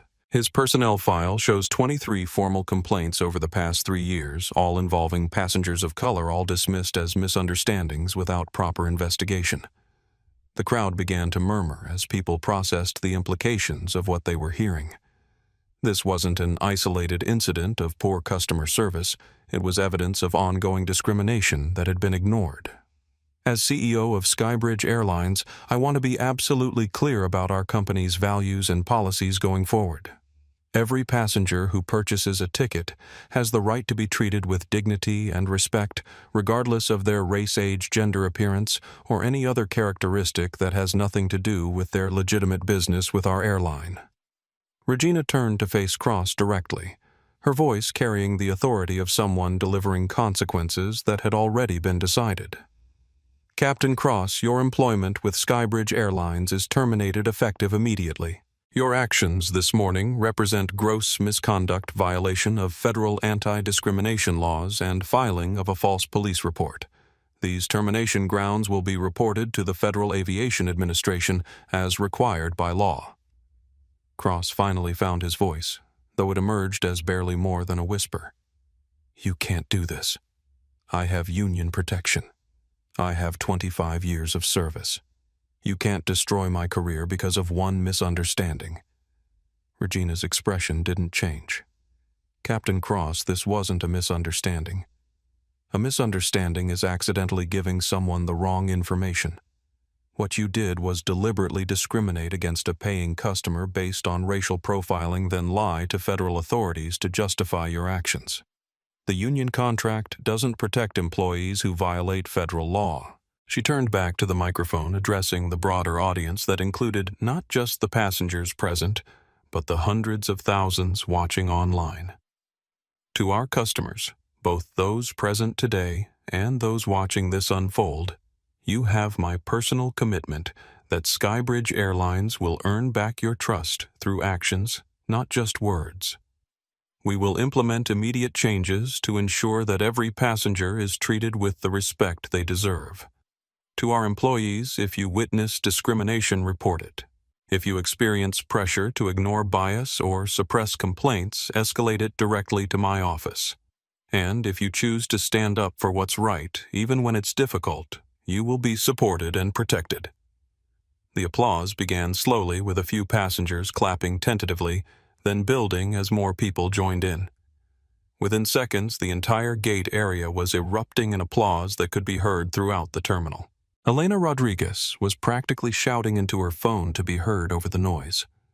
She just fired the pilot live on camera. She fired him in front of everyone for discriminating against her. "This is the most incredible thing I've ever seen." Tommy Rodriguez approached Regina as the applause died down, his incident report complete, but his understanding of the situation forever changed. "Ms. Thorne, I've completed my documentation of the incident. Captain Cross filed a false report based on racial profiling, and I'll be forwarding this to federal authorities as required. I want to personally apologize for any role airport security played in allowing this situation to escalate." Regina shook his hand with genuine warmth. "Officer Rodriguez, you handled this situation professionally and fairly. You verified the facts, you followed the law, and you documented everything properly. That's exactly what we needed." She turned to the corporate executives who had remained silent during her public statement, watching their new CEO handle a crisis with the kind of leadership they had hoped for when the board approved her acquisition. "Carla, please coordinate with media relations. We'll need a full press statement within the hour. David, start the federal reporting process immediately. Sarah, I want a complete review of our anti-discrimination policies and training programs on my desk by end of business today." As the executives dispersed to handle their assigned tasks, Regina finally turned her attention to the flight that had been delayed by the entire incident. "Ladies and gentlemen," she announced, Flight 847 will now begin boarding with First Officer Kim in command. Our crew will provide you with the excellent service that you deserve and that Skybridge Airlines is committed to delivering. As passengers began moving toward the aircraft, Regina reflected on the morning that had changed everything. She had bought this airline to fix its problems. She had discovered that some problems fix themselves once you provide consequences for behavior that should never have been tolerated in the first place. Captain Richard Cross remained standing in the jet bridge surrounded by corporate security who would escort him from the premises. His 25-year career was over-ended not by market forces or technological change, but by his own choices and his inability to see past the prejudices that had shaped his decisions. Regina Thorne, meanwhile, was about to board the flight she had paid for to sit in the seat she had reserved and to experience the service that every passenger deserved. The difference was that now she owned the airline and she was going to make sure that service was exactly what they received. The immediate aftermath of Regina's public revelation moved with the speed of a crisis that had become too big to contain or control. Within minutes, Elena Rodriguez's live stream had been shared across every major social media platform, generating trending hashtags that would dominate news cycles for weeks to come. Skybridge justice spread faster than airline executives could track it. CEO Undercover became a rallying cry for customers who had experienced similar discrimination. Captain Karma turned Cross into a cautionary tale about the consequences of prejudice. The story was no longer just about one incident, it had become a symbol of accountability and change. Captain Cross stood in the jet bridge like a man watching his own funeral, unable to process the speed with which his world had collapsed. 25 years of flying thousands of hours in the cockpit, a pension that would have supported his retirement, all gone in the space of a 30-minute confrontation with a passenger whose appearance had led him to make the worst decision of his professional life. "This isn't legal," Cross said to Sarah Williams, his voice carrying the desperate edge of someone grasping for any lifeline that might save him. "You can't terminate a pilot without due process. There are procedures, regulations, union protections." Sarah looked up from her tablet where she had been documenting every aspect of the termination to ensure full legal compliance. "Captain Cross, you filed a false police report, which is a federal crime. You engaged in racial discrimination, which violates both company policy and federal law. You threatened the employment of subordinates who attempted to provide appropriate customer service. Any of these actions alone would justify immediate termination for cause. But I didn't know she was the CEO," Cross protested, as if ignorance of Regina's identity somehow mitigated his behavior. "That's precisely the point," Sarah replied. "You treated her badly because you thought she was powerless to stop you. If you had known she was the CEO, you would have been respectful and accommodating. That proves your actions were based on prejudice, not legitimate security concerns." Cross looked around desperately for support from his colleagues, but found none. First Officer David Kim was inside the aircraft, preparing to take command of the flight. Flight attendant Jake Williams was helping passengers board his career prospects suddenly much brighter than they had been an hour earlier. The ground crew was avoiding eye contact, unwilling to associate themselves with someone who had just become a liability. Meanwhile, Regina was conducting her own real-time assessment of how deeply the problems at Skybridge Airlines ran. Cross's behavior hadn't occurred in a vacuum. It had been enabled by a culture that prioritized authority over accountability, procedure over principle. Carla Regina said to her chief of staff, "I want a complete audit of all customer complaints filed in the past 3 years. Cross-reference them with employee personnel files to identify patterns of discriminatory behavior. And I want it done by tomorrow." "Already started," Carla replied, her phone pressed to her ear as she coordinated with the corporate team back in headquarters. "We're also monitoring social media response and preparing for the media requests that are already flooding in." David Chen, the general counsel, was handling the federal reporting requirements that would formally document the incident for regulatory authorities. "Regina, we need to discuss the broader liability implications. If Cross's behavior represents a pattern that the company knew about but failed to address, we could be looking at civil rights violations that go beyond this single incident. Regina nodded grimly. David assumed the worst-case scenario and prepare accordingly. I'd rather be over-prepared for litigation than caught off guard by the scope of the problems we've inherited. The corporate machinery that had mobilized to respond to the crisis was impressive in its efficiency, but Regina knew that fixing the culture would take much more than emergency response protocols. She needed to understand how many other Captain Crosses were working for her airline, and how many passengers had been treated badly because previous management had prioritized operational convenience over basic human dignity. Tommy Rodriguez approached with his completed incident report, a document that would become crucial evidence in both the federal investigation and any civil litigation that might follow. Ms. Thorne, I've finished documenting the incident. Captain Cross made multiple statements that clearly indicate racial profiling, and his call to security was based on no evidence other than his objection to your appearance. This is as clear-cut a case of discrimination as I've seen in 8 years of security work. Regina thanked Tommy and accepted a copy of the report, knowing that it would be valuable documentation of exactly what had occurred and how airport security had handled the situation professionally and appropriately. As Flight 847 finally began boarding, now nearly 2 hours behind schedule, Regina watched the passengers move past First Officer Kim with none of the apprehension they might have felt with Cross in command. Kim greeted each passenger with professional courtesy, making no assumptions about who belonged where, based on anything other than their boarding passes. Elena Rodriguez had finally ended her live stream after nearly 3 hours, but not before conducting brief interviews with several passengers who expressed their support for Regina's actions and their hope that the incident would lead to meaningful change in the airline industry. What we just witnessed, Elena said in her closing commentary, wasn't just about one racist pilot getting fired. It was about a CEO who was willing to experience discrimination firsthand and then use her power to ensure it doesn't happen to other passengers. That's leadership. But the immediate fallout wasn't limited to praise and support.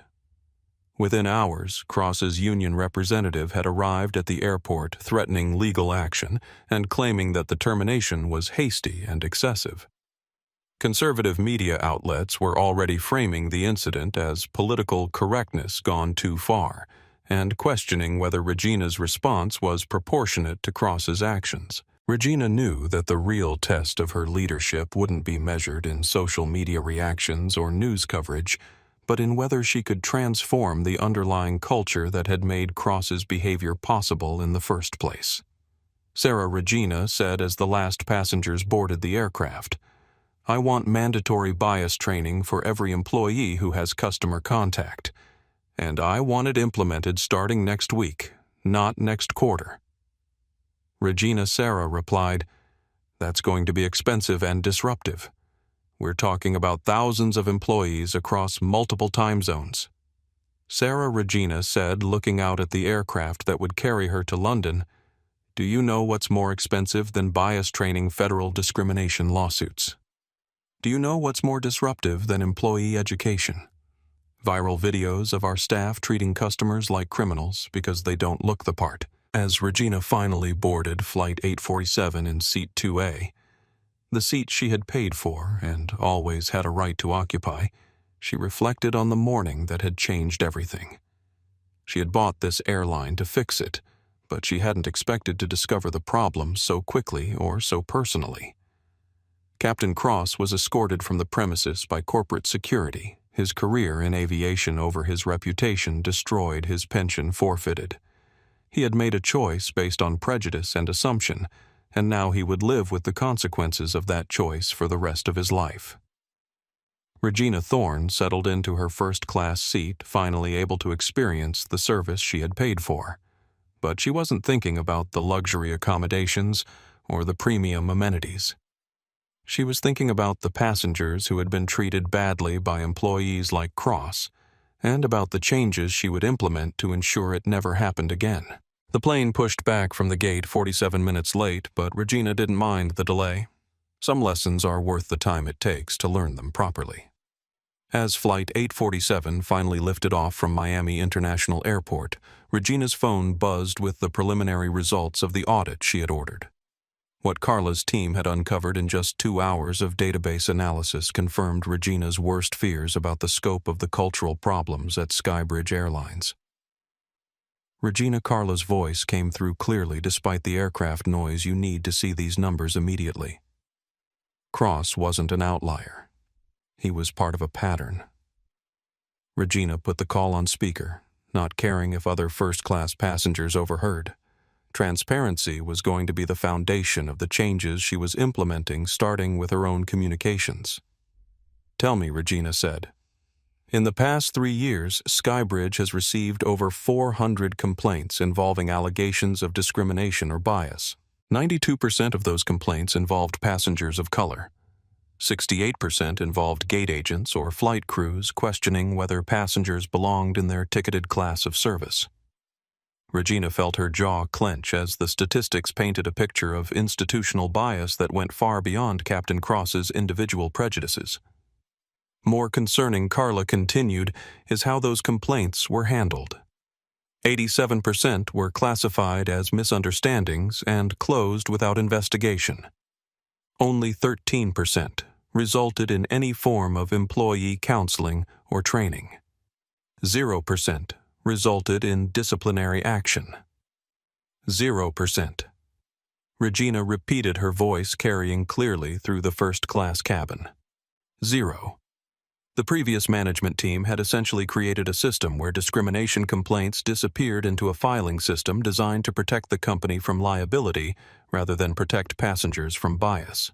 Regina looked around the cabin, noting the mix of passengers who had witnessed the morning's events. Several were still glancing at her with expressions ranging from admiration to curiosity. But now she was wondering how many of them had their own stories of being treated badly by airline employees who made assumptions based on appearance.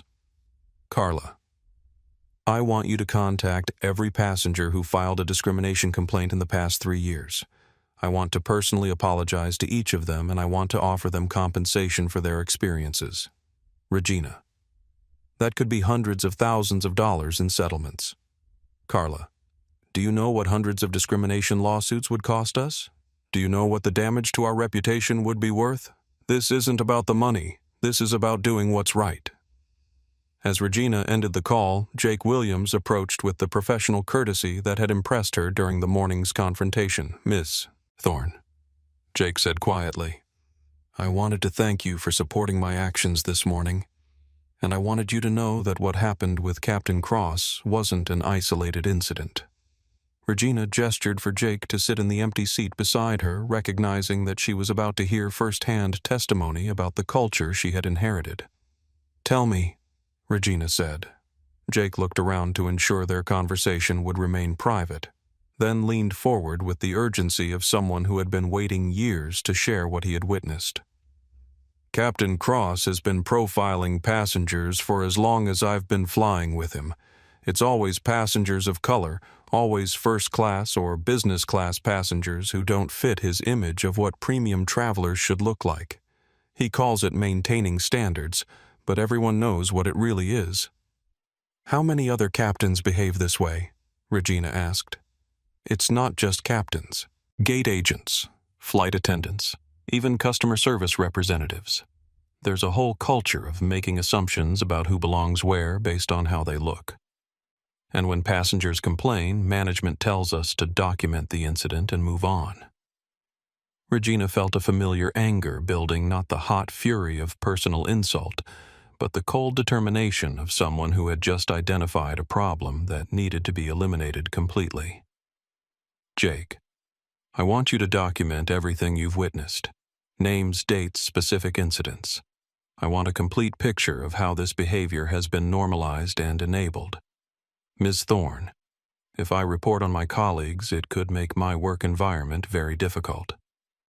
Regina looked at Jake with the expression of someone making a promise that would be kept at any cost.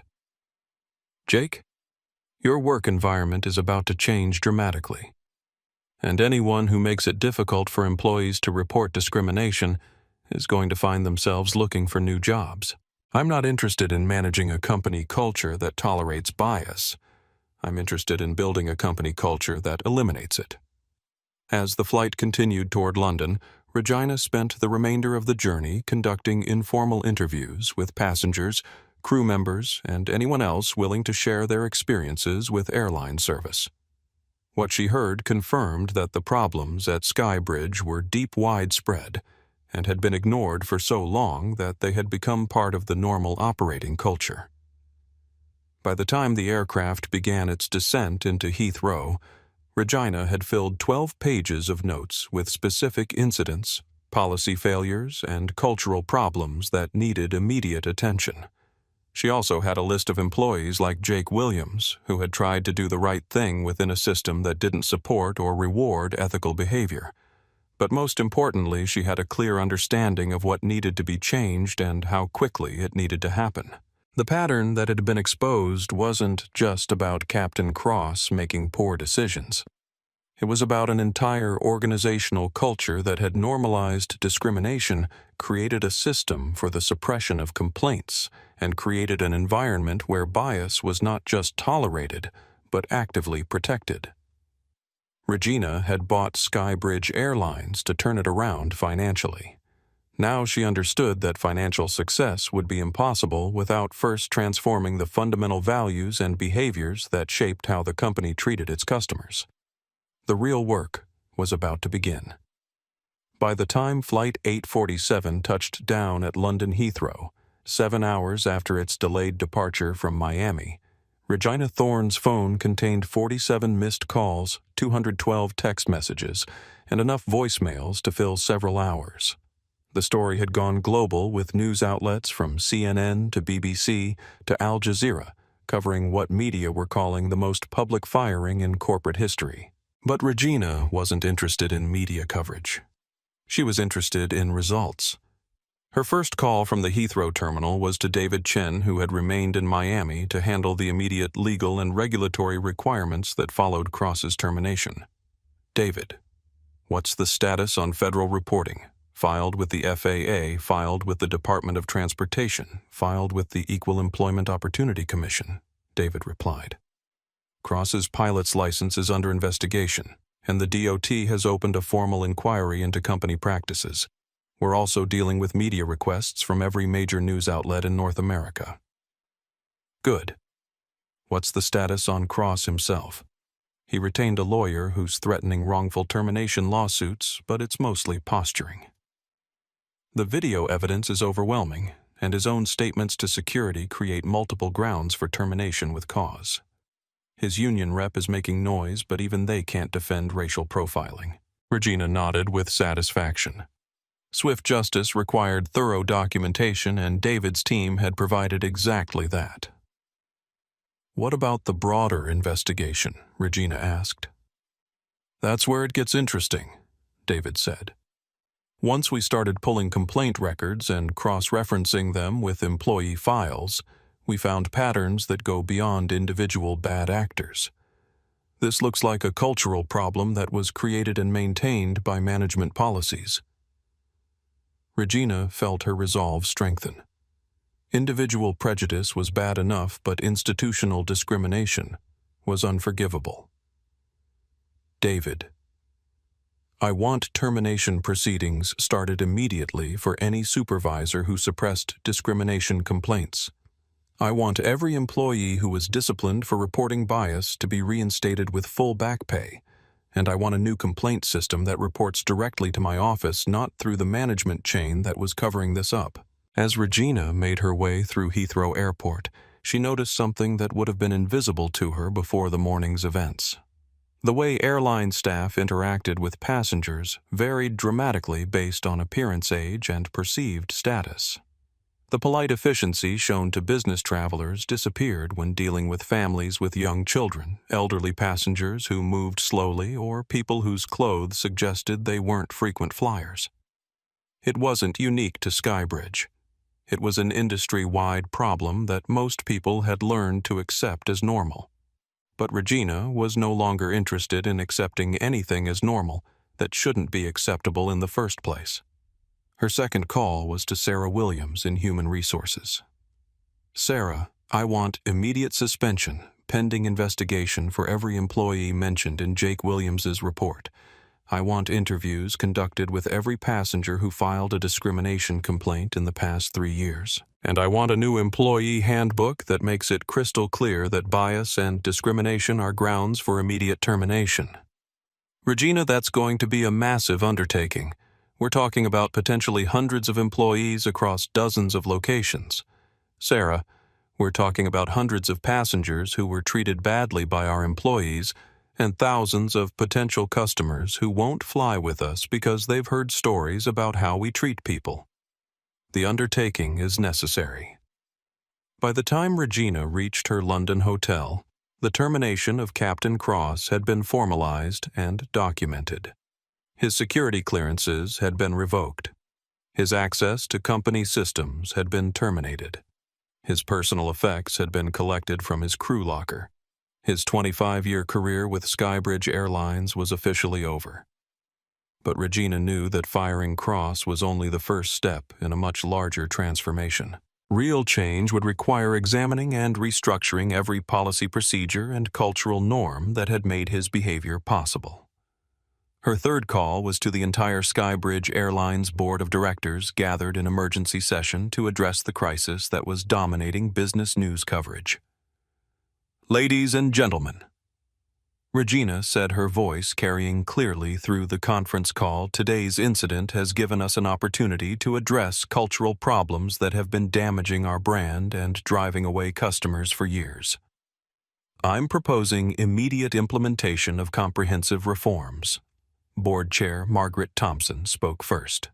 "Regina, while we support your response to today's incident, we're concerned about the broader implications of such extensive changes implemented so quickly."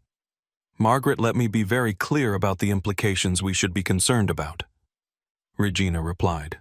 "We have documented evidence of institutional discrimination that could result in federal civil rights violations, class action lawsuits, and Justice Department intervention.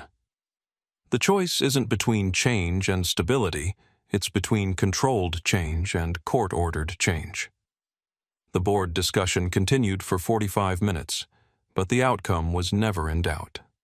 Regina's acquisition of the company had been based on her track record of successfully transforming organizational culture, and the board had hired her specifically to implement changes that previous management had been unable or unwilling to make. By unanimous vote, the board authorized Regina to implement whatever reforms were necessary to eliminate discrimination and bias from Skybridge operations. Her fourth call was to Jake Williams, who was beginning the return flight to Miami and still processing the day's extraordinary events. "Jake, I want to offer you a promotion. Director of Customer Experience Standards, reporting directly to me. Your job will be to identify problems like what we saw today and fix them before they become national news." Jake's voice carried a mixture of excitement and apprehension. "Ms. Thorne, I appreciate the opportunity, but I love flying. I don't want to lose that."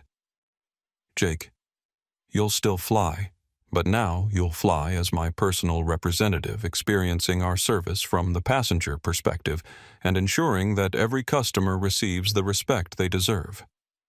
Think of it as undercover customer advocacy." As Regina ended her calls and prepared for the business meetings that had brought her to London in the first place, she reflected on the speed with which justice had been delivered. In less than 12 hours, Captain Cross had gone from being a senior pilot with job security and retirement benefits to being an unemployed former aviator whose discriminatory behavior had been broadcast to millions of people worldwide. The consequences had been swift, thorough, and public. But Regina knew that real justice wouldn't be measured by how quickly Cross was punished, but by how effectively Skybridge Airlines changed its culture to prevent future discrimination. Cross's career was over, but the work of transformation was just beginning. and Regina was determined to ensure that no other passenger would experience what she had experienced and no other employee would feel pressured to enable discrimination in order to protect their job. Justice had been served. Now it was time to build something better in its place. Within 72 hours of the Miami incident, Regina Thorne had transformed Skybridge Airlines from a company that tolerated discrimination into one that actively fought it. The changes came with the speed and precision of someone who understood that cultural transformation required immediate visible action rather than gradual policy adjustments. The first reform was the establishment of the Customer Dignity Initiative, a comprehensive program designed to eliminate bias from every customer interaction. Regina personally funded the program with a $50 million commitment, making it clear that this wasn't a cost-cutting exercise disguised as social responsibility. This was a fundamental business priority. Every passenger who buys a ticket from us is making a choice to trust us with their travel needs, Regina announced in a company-wide video message. We're going to earn that trust by treating every customer with the dignity they deserve, regardless of their appearance background or any other factor that has nothing to do with their legitimate business with our airline. The second reform was the implementation of mandatory bias training for every employee who had customer contact. Unlike typical corporate training programs that focused on legal compliance and risk avoidance, Regina's program emphasized real-world scenarios and practical skills for providing excellent service to all passengers. Jake Williams, now Director of Customer Experience Standards, led the training development with the authenticity of someone who had witnessed discrimination firsthand and the credibility of someone who had chosen to act against it. This isn't about political correctness or sensitivity training, Jake explained to the first group of employees to go through the program. This is about customer service. When you make assumptions about passengers based on how they look, you provide worse service. When you provide worse service, customers choose other airlines. When customers choose other airlines, we lose money and jobs.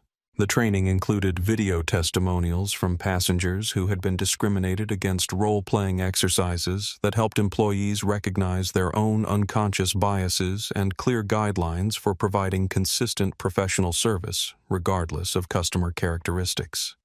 Most importantly, the training included protection for employees who reported discrimination or challenged inappropriate behavior by colleagues or supervisors.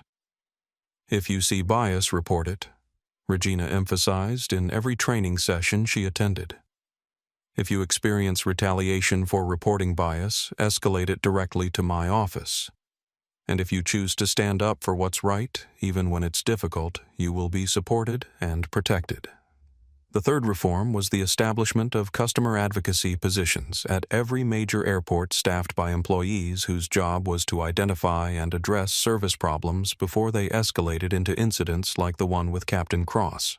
These customer advocates had the authority to override gate agent decisions, reassign passengers to different flights, authorize compensation for poor service, and escalate serious problems directly to senior management.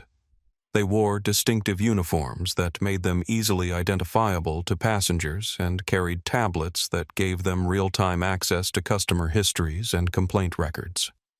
Our customer advocates are not there to enforce rules, Regina explained to the management team. They're there to solve problems and ensure that every passenger has a positive experience with our airline. The fourth reform was a complete overhaul of the complaint handling process. Instead of complaints disappearing into a bureaucratic process designed to minimize liability, every discrimination complaint now triggered an immediate investigation led by personnel outside the normal management chain. Passengers who filed complaints received personal phone calls from senior executives within 24 hours. Employees who were subjects of complaints received immediate retraining and monitoring. Supervisors who dismissed legitimate complaints without investigation faced disciplinary action up to and including termination. We're not going to manage complaints anymore, Regina told the customer service team. We're going to prevent them by addressing the underlying problems that create them. The fifth reform was the implementation of customer feedback systems that made it easy for passengers to report both positive and negative experiences in real time. QR codes on boarding passes linked to simple feedback forms that asked specific questions about respect, professionalism, and service quality. More importantly, the feedback was reviewed daily by senior management and used to identify both problems that needed correction and employees who deserved recognition for exceptional service. Elena Rodriguez, the travel blogger whose live stream had brought the Miami incident to global attention, was hired as a customer experience consultant to help design feedback systems that would actually capture passenger experiences rather than generate meaningless positive ratings. Passengers know when they're being treated badly, Elena explained to the development team. The question is whether you're going to make it easy for them to tell you about it, or whether you're going to force them to go to social media to get your attention. The sixth reform was a fundamental change in how employee performance was evaluated and rewarded. Customer service scores became as important as operational metrics. Employees who received positive feedback from passengers about respectful treatment received recognition and career advancement opportunities. Employees who received complaints about bias or discrimination faced immediate consequences, regardless of their technical job performance. Excellence in customer service isn't optional, Regina announced at the first quarterly employee meeting after the reforms were implemented. It's not something we do when it's convenient or when it doesn't interfere with other priorities. It's the foundation of everything else we do. The results were measurable and immediate. Customer satisfaction scores increased by 40% in the first month. Employee satisfaction increased by 35% as workers felt supported in providing better service. Social media sentiment about Skybridge Airlines shifted from predominantly negative to overwhelmingly positive. More importantly, discrimination complaints dropped by 80%, not because passengers stopped reporting problems, but because the problems stopped occurring at the same rate. The transformation wasn't without resistance. Some employees complained that the new standards were too strict, that they were being asked to provide special treatment to certain passengers, or that the focus on bias prevention was creating a hostile work environment for staff. Regina's response was direct and uncompromising. If treating all passengers with equal dignity feels like special treatment, that tells you how badly we were treating some passengers before, she said at a tense employee meeting in Chicago. If preventing discrimination feels hostile, you might want to ask yourself why you're comfortable with bias in the first place.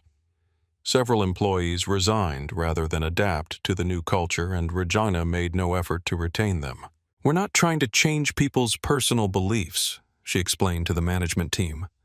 We're requiring professional behavior that treats all customers with respect.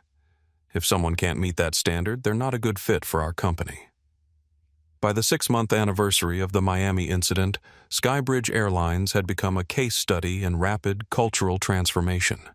Business schools requested interviews with Regina about her change management strategies. Other airlines began implementing similar programs. Industry publications wrote articles about the Skybridge model of customer service reform. But Regina measured success differently. The real test isn't whether other companies copy what we've done, she told Jake Williams as they reviewed the latest customer satisfaction data. The real test is whether passengers who look like me can board our planes without wondering if they'll be treated with respect. Based on the data they were reviewing, that test was being passed every day. 9 months after the incident at Miami International Airport, Regina Thorne sat in her office reviewing quarterly customer satisfaction reports when her assistant brought her a letter that had been forwarded from the corporate communications department. The envelope was handwritten, addressed simply to the CEO, who stood up and marked personal. Inside was a letter from Dr. Sarah Jackson, an oncologist from Atlanta who had been traveling to a medical conference when she witnessed the confrontation between Regina and Captain Cross. Ms. Thorne. The letter began. I was sitting in gate B7 that morning when I watched Captain Cross discriminate against you. What I didn't tell the reporters who interviewed me afterward was that I had experienced similar treatment on 3 previous flights with your airline. Each time I was questioned about my first-class ticket, asked for additional identification, and made to feel like I didn't belong. Regina read the letter carefully, understanding that Dr. Jackson represented hundreds of passengers who had been treated badly by Skybridge employees over the years. I stopped flying Skybridge because I was tired of being treated like a criminal every time I tried to board a plane, Dr. Jackson continued. But last month I gave your airline another chance because of the changes you've implemented. The difference was extraordinary. The gate agent was professional and courteous. The flight crew treated me with the same respect they showed every other passenger. For the first time in years, I felt like a valued customer rather than a potential threat. The letter concluded with a line that Regina would frame and hang in her office. Thank you for proving that change is possible when someone with power chooses to use it for justice rather than just profit. Regina had received hundreds of similar letters over the months since implementing the Customer Dignity Initiative. Each one reinforced her conviction that the changes had been necessary and that the impact extended far beyond Skybridge Airlines. But the letter that affected her most deeply had come from her own employees. Jake Williams had written to thank her for creating an environment where doing the right thing was supported rather than punished. Maria Santos, the gate agent from that morning in Miami, had written to describe how the training programs had helped her recognize her own unconscious biases and become a better customer service professional. Even First Officer David Kim had written to express his appreciation for leadership that valued integrity over hierarchy.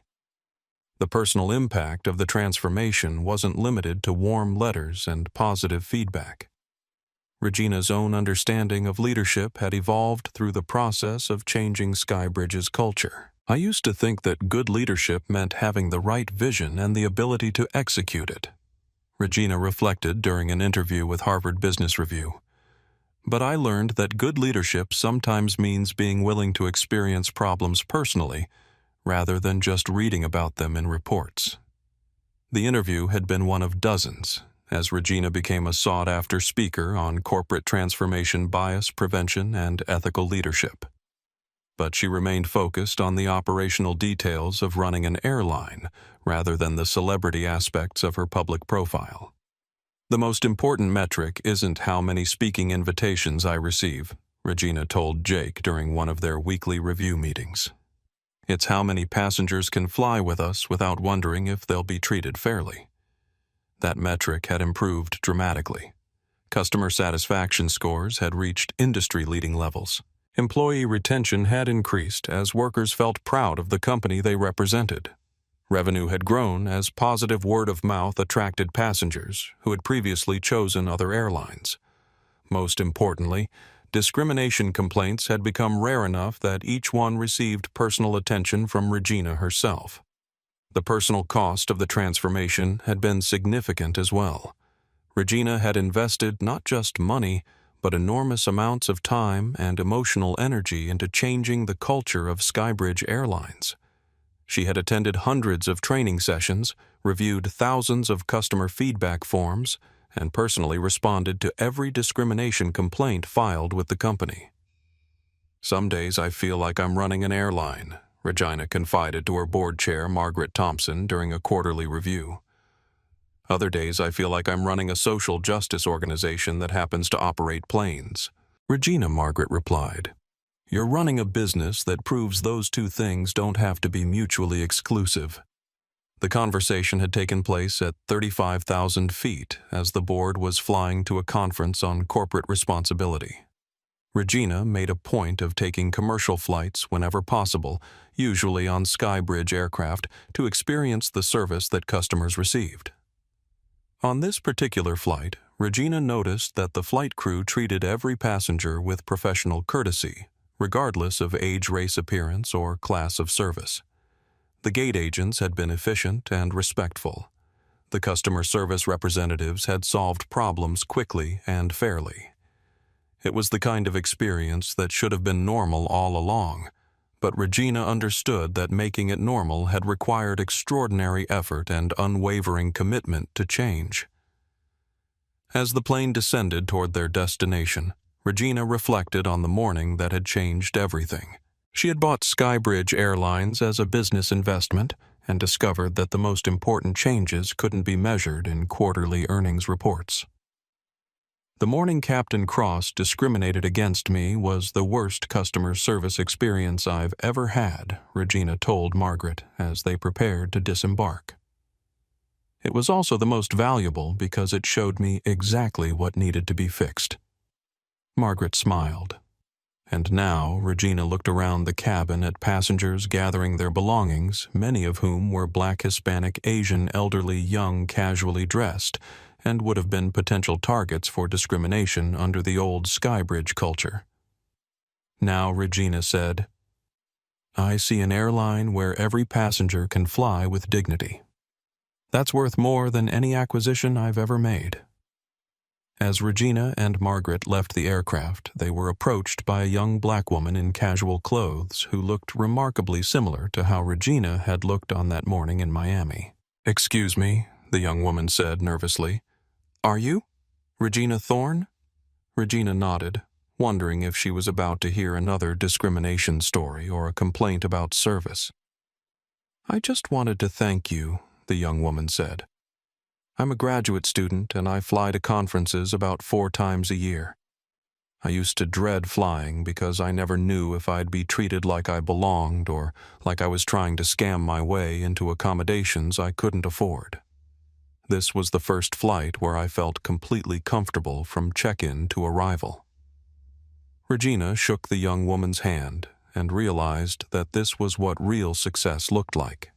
Not headlines or speaking invitations or business awards, but passengers who could travel without fear of discrimination. "Thank you for giving us another chance," Regina replied, "and thank you for letting me know that the changes are working." As the young woman walked away, Regina understood that her work at Skybridge was far from over. Cultural transformation was an ongoing process, not a one-time achievement. But she also understood that the foundation had been built, and that every passenger who flew without discrimination was proof that change was possible when someone with power chose to use it responsibly. The personal impact of that morning in Miami would last far longer than any quarterly earnings report. 2 years after the morning that changed everything, Regina Thorne stood in the same gate B7 at Miami International Airport, where Captain Richard Cross had tried to deny her boarding. But this time she wasn't dressed in jeans and a sweatshirt.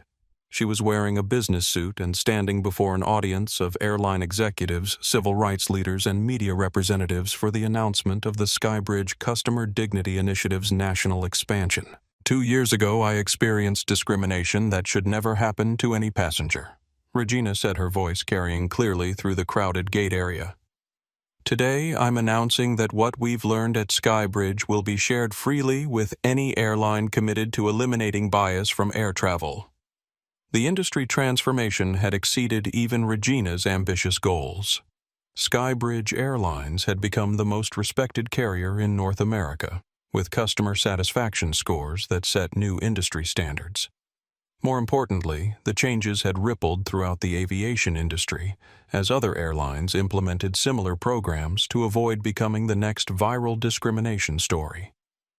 Jake Williams, now Vice President of Customer Excellence, stood nearby with a satisfied smile as he watched Regina address the gathered crowd. His team had documented over 1,500 instances where the new policies had prevented discrimination before it occurred, and customer advocates had resolved thousands of service issues before they escalated into complaints. In the audience, Elena Rodriguez continued her travel blogging with a focus on airlines that prioritized dignity and respect for all passengers. Her review of Skybridge's transformation had been viewed over 5 million times and cited by other companies implementing similar changes. But the real measure of success, Regina continued, isn't in our customer satisfaction scores or our revenue growth. It's in the fact that every passenger can board our aircraft knowing they'll be treated with the respect they deserve regardless of how they look or where they come from. As Regina concluded her remarks, she looked around the gate area and saw something that would have been impossible 2 years earlier. Airline employees from multiple carriers treating every passenger with professional courtesy, regardless of their appearance or background.